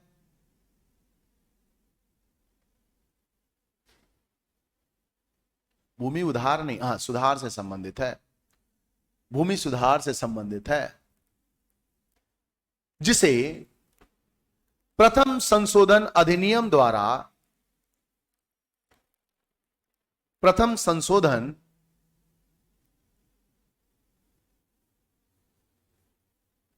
अधिनियम द्वारा लाया गया था। दूसरा लिखो 10वीं अनुसूची, इसी का दूसरा 10वीं अनुसूची।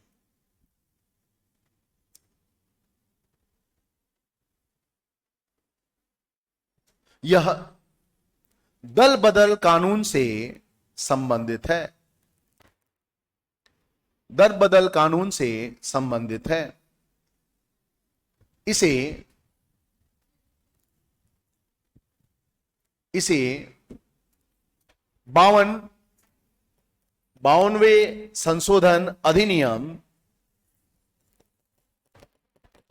52वें संशोधन अधिनियम द्वारा 92वें संशोधन अधिनियम 1985 में लाया गया था, 1985 में लाया गया था। यही था ना? नहीं मालूम है कविता? हाँ, 11वां लिखिए। फेस एक्सप्रेशन आप लोग को ऐसा लगता है कि हाँ कुछ गलत हो गया। 11वां लिखिए। यह पंचायती राज से संबंधित है, यह पंचायती राज से संबंधित है।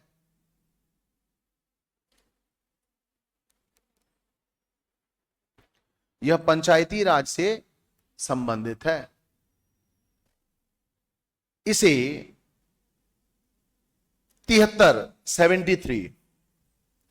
73वें संशोधन अधिनियम, 73वें संविधान संशोधन, ये संशोधन के जगह लिखेगा, आगे लिखेगा संविधान।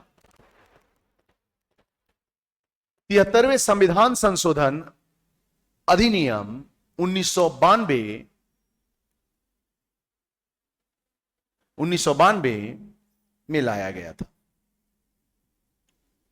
12वां अनुसूची लिखिए, 12वीं अनुसूची,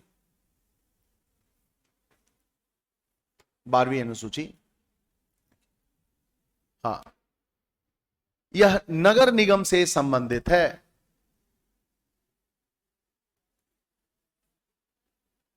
यह नगर निगम से संबंधित है। और यह नगर निगम से संबंधित है और यह 74वें संविधान संशोधन 74वें संविधान संशोधन 1992 में लाया गया था।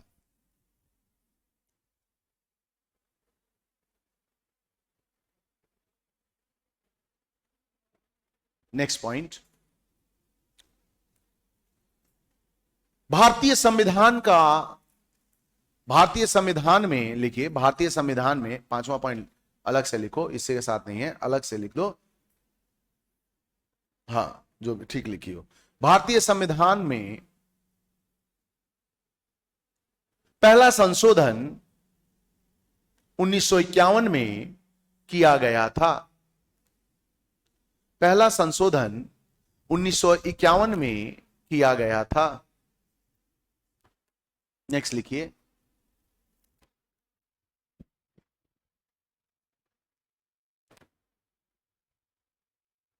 आजाद भारत में पहला चुनाव मई 1952 में किया गया था। नेक्स्ट लिखिए,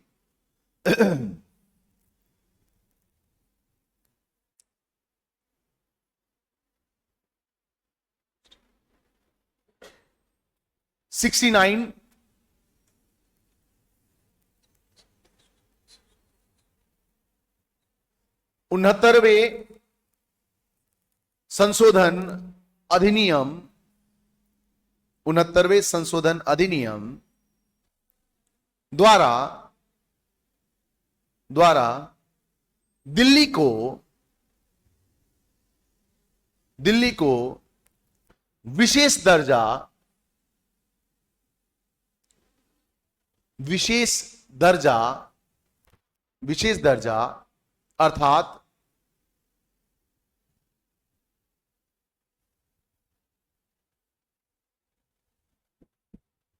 राष्ट्रीय राजधानी क्षेत्र का दर्जा दिया गया। राष्ट्रीय राजधानी, नेशनल कैपिटल टेरिटरी, राष्ट्रीय राजधानी क्षेत्र का दर्जा दिया गया।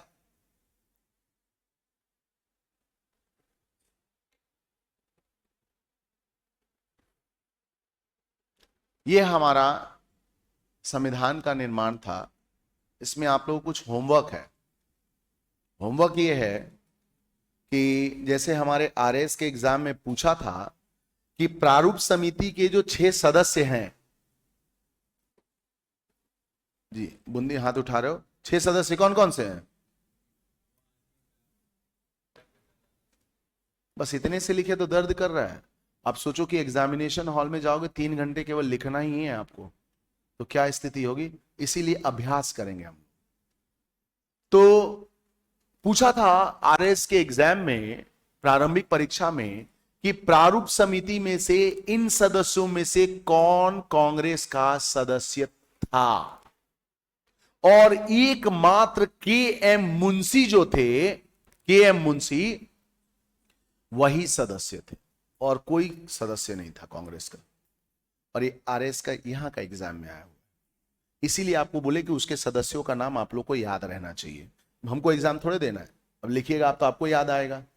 इसमें भी पूछा गया कि किसको हटा के किसको बनाया गया, तो ये आपका काम है।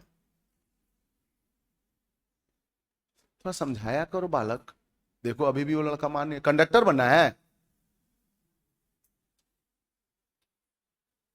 12वीं क्लास पास कर लिए, अभी फर्स्ट ईयर में हो, हा? तो इसीलिए सब लक्षण दिख रहे हैं। हाँ, अब इसके बाद हम लोग अच्छा 18 अनुसूची है अजय? नहीं नहीं 18 नहीं है, जब आप बनिएगा तो बना दीजिएगा, ठीक है। और पिंकी लिख रही है कि सर 64 लाख लगे। हाँ 64 लाख बता दिया था मैंने, ठीक है।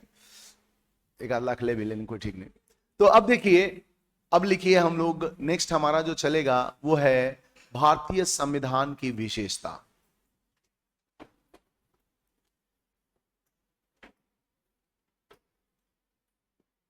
भारतीय संविधान की विशेषता।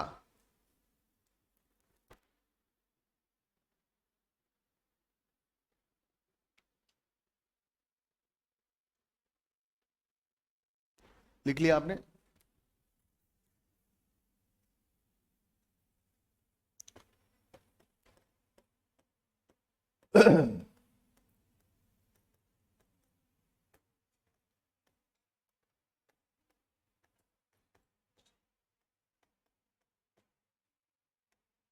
भारतीय संविधान की विशेषताएं। अब देखिए, जब हम भारतीय संविधान की विशेषताएं की बात करते हैं ना, तो इसमें सबसे पहला प्रश्न आता है कि संविधान क्या है। हाँ अब बोलो बालक, मेरी फर्स्ट क्लास में उम्मीद करते हैं कि आप थे और उस वक्त हम बताए थे कि संविधान क्या है। बताओ।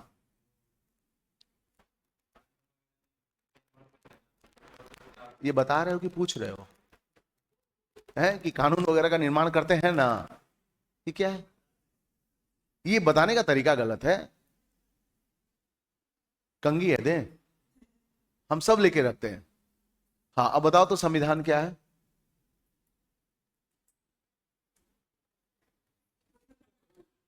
अच्छा आप, अच्छा पेन नहीं हुआ तो अब उंगली चलने लगा, वेरी गुड। अब जरा बताओ तो संविधान क्या है?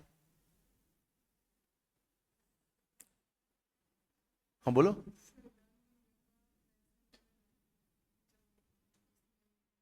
जो जिसमें क्या, जो जिसमें वैसे, ये सब शब्द का प्रयोग बंद कर दिया जाए, ठीक है। जो और जिसमें क्या अंतर आ गया? उंगली तोड़ने के बजाय दिमाग तोड़ेंगे कि क्या लिखना है। हाँ जी बोलिए तो।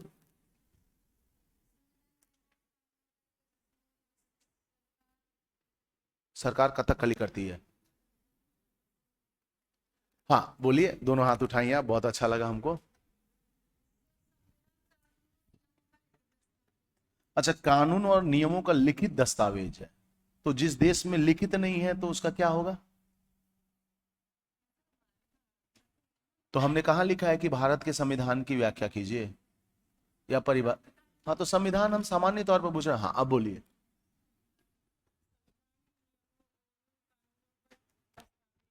एक संग्रह है। हाँ बोलिए। हाँ बोलिए। बोलिए। सोच रही हैं अभी? पता नहीं सर, वेरी गुड। सोच रही है ये भी आपको पता नहीं है। हाँ बोलो बालक, हाथ उठा रहे हो, बोलो।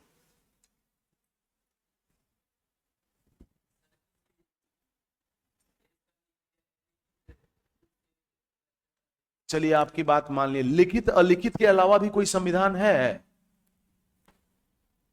हम तो बोल रहे हैं कि है, तानाशाही है, निरंकुश, निरंकुशवाद है। ऐसे भी संविधान है। किम जॉन नॉर्थ कोरिया का क्या कर रहा है? तानाशाही है उसका। आप लोग ऐसे शब्द का प्रयोग क्यों करते हो कि लिखित और अलिखित? लिखित और अलिखित विशेषताएं हो सकती हैं, किंतु जब आप किसी शब्द को कहते हैं कि लिखित, तो अब लिखित है तो आप बताइए पूर्ण में लिखित क्या है, अलिखित है तो इसका मतलब नहीं हो सकता है। आप किसी भी चीज को कहते हैं कि सही है गलत है, आप कौन होते हैं निर्धारण करने वाला कि सही और गलत क्या है? अरे अभी आप खुद सीख रहे हैं, आप निर्धारण करने लगे कि सही क्या है गलत क्या है। कोई व्यक्ति अपने आप में पूर्ण सही नहीं है। सही कहने के लिए आपको ऐसी ऐसी बातें उसके बारे में कहनी पड़ेगी कि सामने वाला मान जाए कि हाँ ये सही कह रहा है, जो कि मुश्किल है। अभी हम आपको संविधान के बारे में, संविधान की परिभाषा के बारे में बात करेंगे, दूसरे कोई टीचर आएंगे वो दूसरे तरीके से परिभाषा की बात करेंगे, मगर मतलब एक ही निकलेगा, ये भी जान जाइए।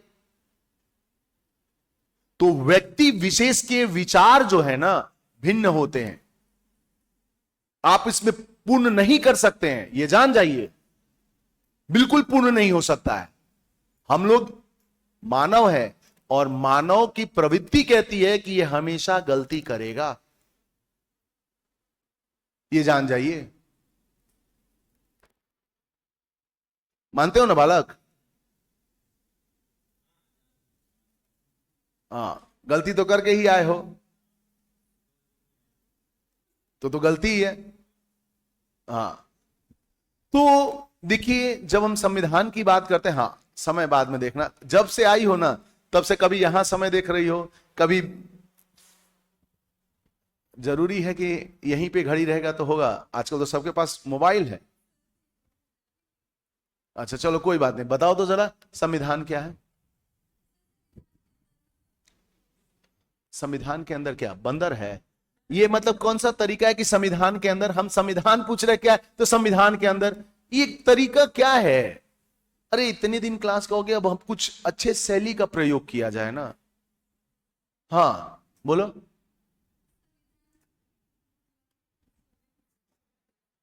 इन लोगों में कमी नहीं है, समस्या है ना कि इन लोगों से कभी पूछा नहीं गया है।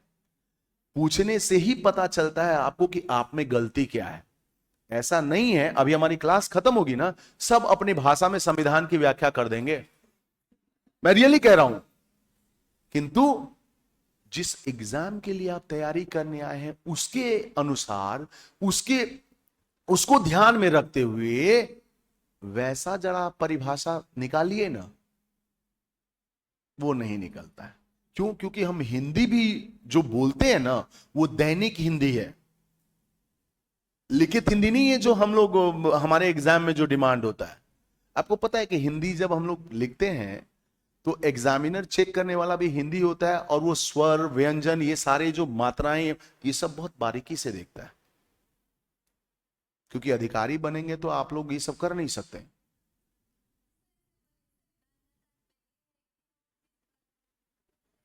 बिल्कुल। या संविधान किसे कहते हैं? संविधान उस दस्तावेज को कहते हैं, ऐसे चलेंगे। संविधान से तात्पर्य है, ऐसे चलेंगे। अब संविधान के अंदर, अरे अंदर क्या है, दुनिया भर का तो बंदर बैठे हुए हैं अंदर, अनुच्छेद ही अनुच्छेद, बंदर से कम है। अंदर अंदर कोई देखने गया है? आप ही बताइए, आज तक किताब नहीं खोली है तो अंदर क्या देखिएगा संविधान के? और संविधान हमारा जो है पहले शिशु अवस्था में था, अब ये युवा अवस्था में आ चुका है, बढ़ते जा रहा है। 125 संशोधन हो चुके हैं। पहले हम लोग जब पढ़ रहे थे तो पहला संशोधन ही पढ़े थे, अब 125 हो गए।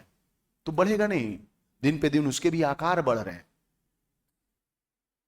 हाँ अब बताओ, अब कृष्ण तैयार हो गया? हाँ संविधान क्या है बोलो। यार ये बता चुके हैं, फिर हमको बताना पड़ेगा, हम नहीं बताएंगे इसको फिर। हाँ बोलो बालक। फिर लिखित आ गया। देखो इतना तक सही बोले कि संविधान एक कानूनों और नियमों का संग्रह है। अगर करना है तो ऐसे करो। लिखित बोल देते हो तो जो देश के पास अलिखित है वो क्या करेगा? रोएगा। ऐसे ऐसे शब्द का नहीं प्रयोग करेंगे हम लोग। हाँ बोलिए बालक। हमने पूछा है कि भारत के संविधान का नाम बताओ, परिभाषा बताओ। हमने ऐसे लिखा है भारतीय संविधान की परिभाषा बताया जाए? क्या लिखा हमने? सामान्य तौर की बात कर रहे हैं, यानी हम विश्व के संविधान के परिप्रेक्ष्य में बात कर रहे हैं आपसे। और आप हमें क्या समझा रहे हैं? भारत का ही संविधान दिखता है। हाँ बोलो बालक। नहीं पता ना? हाँ, आपको भी नहीं पता हो? हाँ जी। हाँ बोलिए, आप तो पहले से ही।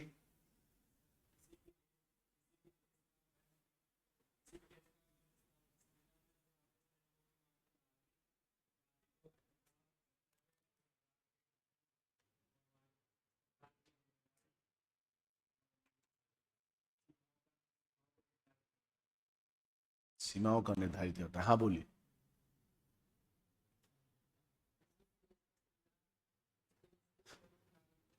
अच्छा एक बात बताओ, आप लोग वाक्य में इतना धीरे बोलते हो कि हमको देखकर धीरे बोल रहे हो? अभी क्लास में जाएंगे तो इतना जोर से चिल्लाओ कि मुर्दा कब्रिस्तान छोड़ के भाग जाएगा। अरे थोड़ा जोर से बोलो यार।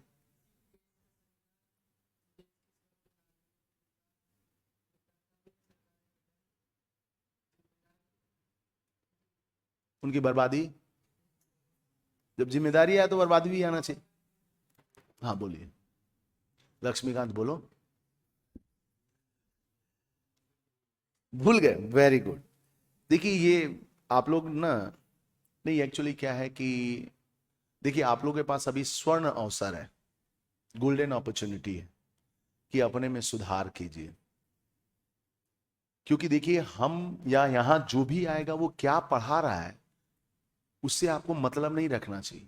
मतलब ये रखना चाहिए कि आप कितने अच्छे बोल पा रहे हैं। हो सकता है कि आप बहुत अच्छा समझ रहे हैं, किंतु जब आप बोल नहीं पाए तो समझ का क्या मूल्य निकालेंगे हम? क्या निकालेंगे? समझने से ज्यादा जरूरी है कि उस समझ को हम रेखांकित करें, क्रियान्वित करें। क्या है, ताकि सामने वाला देखकर तृप्त हो जाए कि हाँ वाकई में ये बच्चा और ये बच्ची पढ़ रहे हैं। हम ये नहीं कहेंगे कि अभी तक जो हम समझाए हैं आपको समझ में नहीं आए, किंतु आप एक शैली नहीं निकाल पा रहे हैं, इसका खेद है हमें। जबकि आप शुद्ध शाकाहारी हिंदी मीडियम है। इंग्लिश मीडियम का हालत तो आपसे भी दयनीय है। नाम इंग्लिश काम हिंदी, बता दे रहे हैं आपको। एक लाइन वो इंग्लिश में नहीं बोल पा रहे हैं, खाली हिंदी फटाफट। आज से फाइन लगा दिए, पर वर्ड 50 रुपया। बस बोल ही नहीं रहा कोई, या सुनो भी नहीं आ रहा आवाज। क्यों? क्योंकि हम आपको यहां खुश करें, आप हमको खुश करें, उससे हमको मतलब नहीं है। हम ये सोचते हैं कि आपके माँ बाप ने, पेरेंट्स ने जो भेजा है यहां, बहुत मेहनत से पैसा लाया होगा, बहुत मेहनत से। हमें बहुत आसान हो जाता है, हमारा भी बेटा है, कहता है कि ये चाहिए, तो वो ये नहीं समझता है कि हम कहां से ला रहे हैं। हम सुबह 8 बजे से लेकर शाम 6 बजे तक आप ही लोग के बीच में रहते हैं, समझे?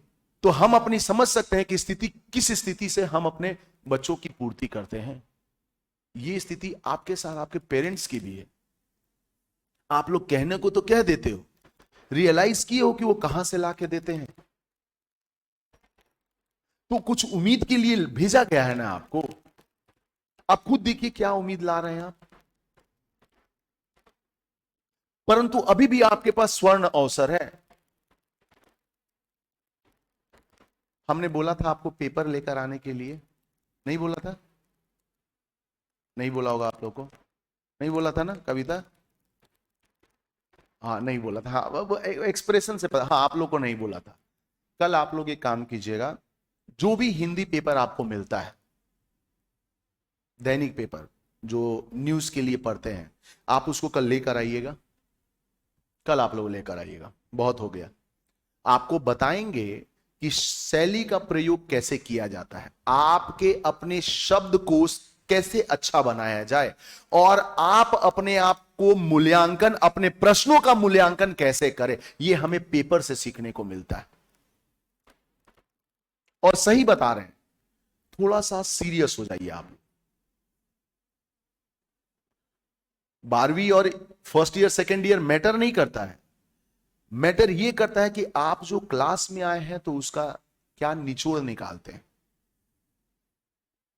देखिए आप लोग बहुत खुशनसीब हैं, सही बता रहे हैं, बहुत लकी हैं आप, खासकर हम अपने बारे में कहें तो, क्योंकि और जगह पर मान के चलिए कि 500 700 हजार बच्चे बैठ के क्लास करते हैं, और आप वहां किसी से बात नहीं किया जाता है, केवल जो यहां बकता आएगा वो बकेगा, श्रोता सुनेगा, नहीं समझ में आया उसकी गलती।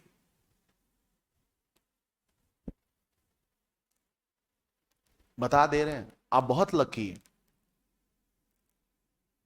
कि आपके ऊपर इंडिविजुअली व्यक्ति को ध्यान दिया जा रहा है कि वो क्या बोल रहा है, क्या कर। खासकर हमारी अपनी क्लास में तो हम बहुत बारीकी से इसका ध्यान रखते हैं, भले आपको इसका बुरा लगे, किंतु याद रखिए किसी भी धर्म में यह लिखा गया है कि जो चीज पहले कड़वा लगता है ना, वो आगे चल के आपको बहुत सुख देगा। बता दे रहे हैं, और जो चीज पहले बहुत खुश अच्छा लगता है वो आगे चल के आपको दुख देगा। ये आप लोग कॉलेज, स्कूल और +2 का कर चुके हैं, जो आप लोग बहुत मौज मस्ती में किए, कभी टेंशन ही नहीं रखे कि हम स्कूल में क्या पढ़ रहे हैं। उसका दुख अभी आपको दिख रहा है कि आप लोग बोल नहीं पा रहे, हिंदी भाषा का प्रयोग सही से नहीं कर पा रहे, इसका दुख हो रहा है हमको, इसका रियली हमको दुख है, खेद है हमें कि हम ऐसे जगह पे पढ़ा रहे हैं जहां हिंदी बच्चों, हम आप लोग से कुछ सीखने आए, किंतु यहां आप लोग का तो भाषा ही नहीं निकला, तो सिखाएंगे क्या, सीखेंगे क्या? ऐसा नहीं है कि आप हमसे सीख रहे, हम भी आपसे बहुत कुछ सीखते हैं। तो आप लोग से देखिए, हम आपको इंटरटेनमेंट करें, आप हमें इंटरटेन करें, मतलब नहीं बनता है। हम आपको यहां खुश करने के लिए नहीं आए और ना आप हमको खुश करने के लिए आए, हम दोनों का मकसद एक ही है ना? आपको अपने लक्ष्य को प्राप्ति करनी है, लक्ष्य प्राप्ति के लिए आप आए हैं, और हमें आपको लक्ष्य में मार्गदर्शन दिखाना है कैसे आपको करना है। तो दोनों का उद्देश्य सेम है, किंतु आपका उद्देश्य कुछ और हो जा रहा है, हमारा उद्देश्य कुछ, तो हम आपके उद्देश्य के अनुसार चलना चाहते हैं। तो जरा चलिए, आप भी कीजिए। मेरी बातों को आप लोग अन्यथा मत लीजिएगा कि सर ये छोटी छोटी चीजें बोल रहे हैं, ये अभी सुधार रहे हैं, आगे चल के बहुत आपको लाभदायक दिखेगा, बता रहे। और आप तो देख लो, देखले वाला शब्द तो छोड़ ही दीजिए, ठीक है? नहीं नहीं कोई बात नहीं, सॉरी बोली है, बट वो आपने भी जानबूझ के नहीं बोला, वो फ्लो में निकल जाता है। क्यों? क्योंकि हम हमेशा इसी शब्द का प्रयोग करते हैं, इसीलिए निकल गया है। हम आपकी गलती भी नहीं कह रहे, किंतु ये आपके लिए सबक है, मेरे लिए सकारात्मक है कि चलो आपने ऐसा बोला तो मुझे ये पता चला कि आप फ्लो में ऐसे बोल भी सकती हैं, तो इसको हमको तुरंत सुधारना पड़ेगा। तो इसलिए हमारा आप लोग से निवेदन है कि आप लोग थोड़ा अच्छे अच्छे शब्द का प्रयोग किया करें और एक शुद्ध हिंदी में अपने में ही वार्तालाप या बात विचार किया करें। दैनिक हिंदी छोड़ दिया जाए, कल सब कोई हिंदी पेपर लेकर आएगा, तब हम बताएंगे कि हां पढ़ाई का तरीका कैसे है। इस हंसी मजाक से 3 साल क्या 30 साल भी लग जाएंगे, तब भी हम एग्जाम नहीं निकाल पाएंगे। एग्जाम निकालने के अपने तरीके होते हैं, अपने तकनीक होते हैं। तो जब हम बात करते हैं संविधान की विशेषता की, तो संविधान की विशेषता में हम 2 चीजों को इसमें बांट देते हैं। एक हम बांटते हैं संगात्मक, तो एक क्या हो जाएगा, एकात्मक। Very good. तो देखिए संगात्मक और एकात्मक में अंतर है। संगात्मक किसे कहते हैं? फिर वही आ गया जवाब, हम वहीं पे आगे फंस गए। हम सोचे संविधान को छोड़ के आगे बढ़ते कि संविधान किसे कहते हैं, फिर संगात्मक किसे कहते हैं, जबकि हम बता चुके हैं कि संगात्मक क्या है। हाँ बोलो बालक।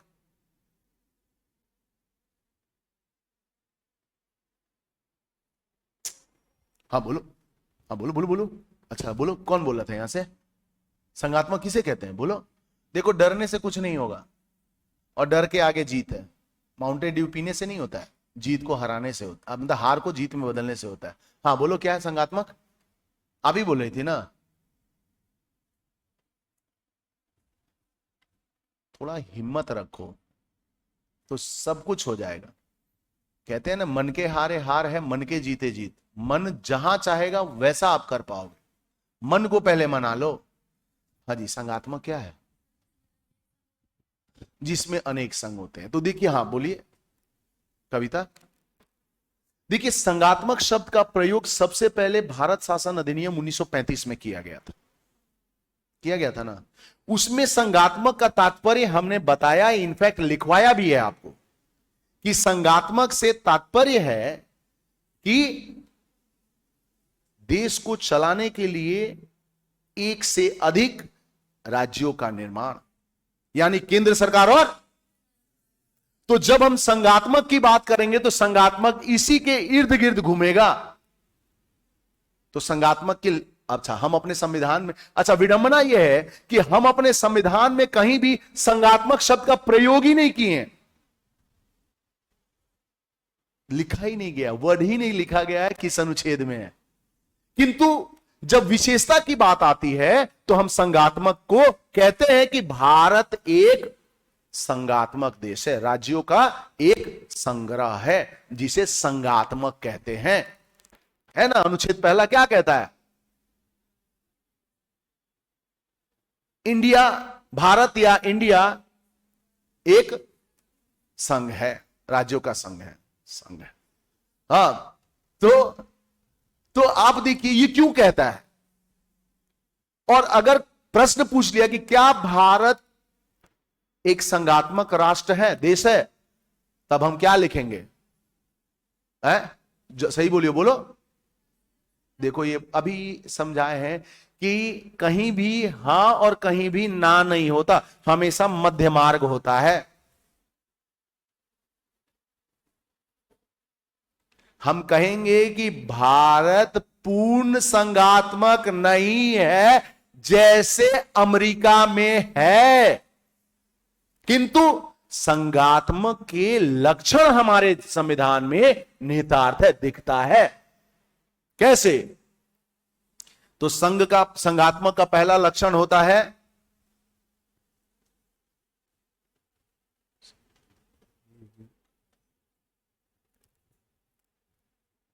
संविधान नियमों एवं कानूनों का एक ऐसा संग्रह है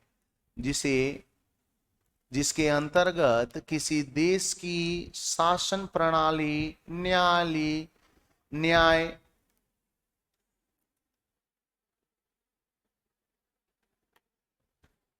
कोटा देवता,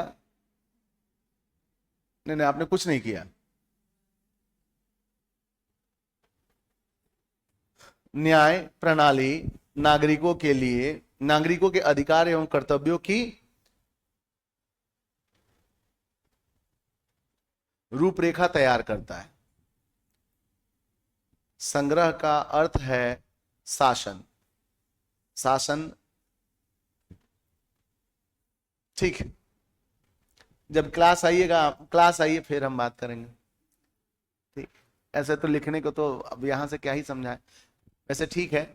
तो आप देखिए, जब हम संघ के संघात्मक की बात करते हैं तो संघात्मक का पहला लक्षण है लिखित संविधान। कौन संविधान? और भारत का संविधान लिखित है कि नहीं? क्यों लिखित है? क्यों लिखित है? हाँ बताओ तो, बूंदी बताओ। है? क्या बोल रहे हैं? हाँ, अब आप बताइए तो लक्ष्मीकांत क्यों लिखित है? हाँ, क्यों लिखित है कविता?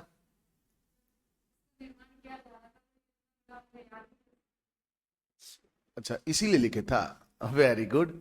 देखो, लिखित इसलिए है, क्यों? क्योंकि भारत में कई राज्य हैं और केंद्र भी है। तो इन केंद्र और राज्यों के अधिकारों को सुव्यवस्थित तरीके से उसमें बताया गया है और उसको लिखकर बताया गया है, ताकि इन दोनों में कभी मतभेद न उत्पन्न हो। स्पष्ट करने के लिए लिखित लिखा गया है, लिखित बताया गया है किसी भी चीज को। आप अगर हमको उत्तर लिख के देती हैं तो आप हमको समझाना चाहती है कि देखिए सर, इस प्रश्न का उत्तर ये है, व्याख्या करना चाहती है ना? क्यों किया? क्यों? क्योंकि आप हमको समझाना चाहती है। तो लिखित जो है वो ये बताना चाहता है कि देखो हमारा संविधान किस तरह से किन किन चीजों को अपने में रखा है, संलग्न किया है, एक साथ जोड़ा है। ठीक है? तो इस तरह से हम इसको लिखित कहते हैं। उसके बाद शक्तियों का विभाजन है। शक्तियों का विभाजन समझते हैं? समझते हो शक्तियों का विभाजन? है ना? बोलो। शक्तियों का विभाजन समझते हो? शक्ति।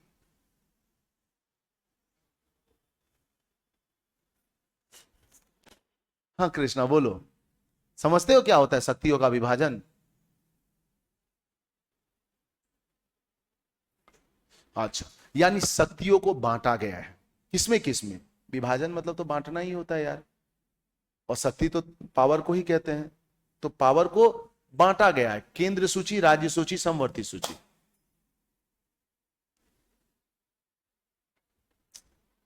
ठीक है, कल करते हैं।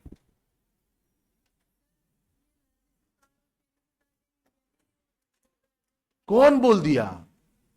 अमेरिका में भी है, ऑस्ट्रेलिया में भी है, यूके में भी है, श्रीलंका में भी, पाकिस्तान में भी है। कौन कह रहा है कि केवल भारत में ही है? ठीक है, हर जगह है। भारत शासन अधिनियम 1947। एक मिनट बैठो। भारत शासन अधिनियम 1947 कौन कौन लिखा है? लिखे हो बालक?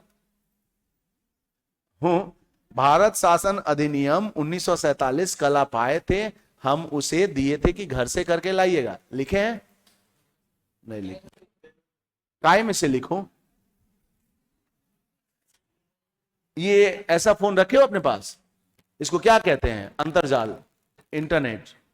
कभी सर्च किए हो कि हाँ अगर ये दिया गया है तो उसमें हमको सर्च करना चाहिए कि ये क्या है? अब समझ में आ गया कहां में से लिखूं? है? फोन में देख लोगे? अभी यहां घर पे रहते हो कि पीजी में? आपके साथ कौन रहता है? इसीलिए यह हाल है। इसीलिए काय में से लिखूं सर? ठीक है, पढ़ो।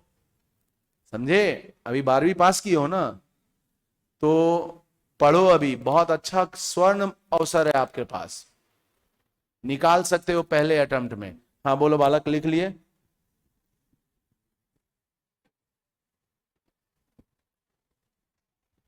हाँ जी, आपका ये क्या था? क्यों? क्यों नहीं लिखा आपने? चल ठीक है, नहीं लिखा, मान लिए। क्यों नहीं लिखा?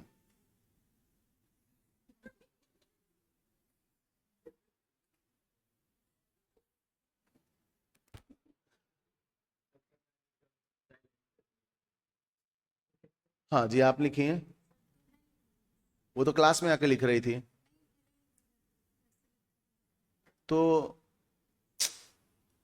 आप भी नहीं लिखे हैं लक्ष्मीकांत? ठीक, आप भी नहीं लिखे होंगे। कृष्णा आप भी नहीं लिखे होंगे, उम्मीद करते हैं। जी आप भी नहीं? जी इस रो में कोई नहीं लिखा होगा? जी आप लोग में से कोई कविता लिखी हो? अच्छा जी, इधर इधर हमसे बात कीजिए। उनसे क्या पूछ रहे हैं? उनको दिखाना है। नहीं लिखे हो? वेरी गुड, नहीं लिखे जी आप भी। अच्छा।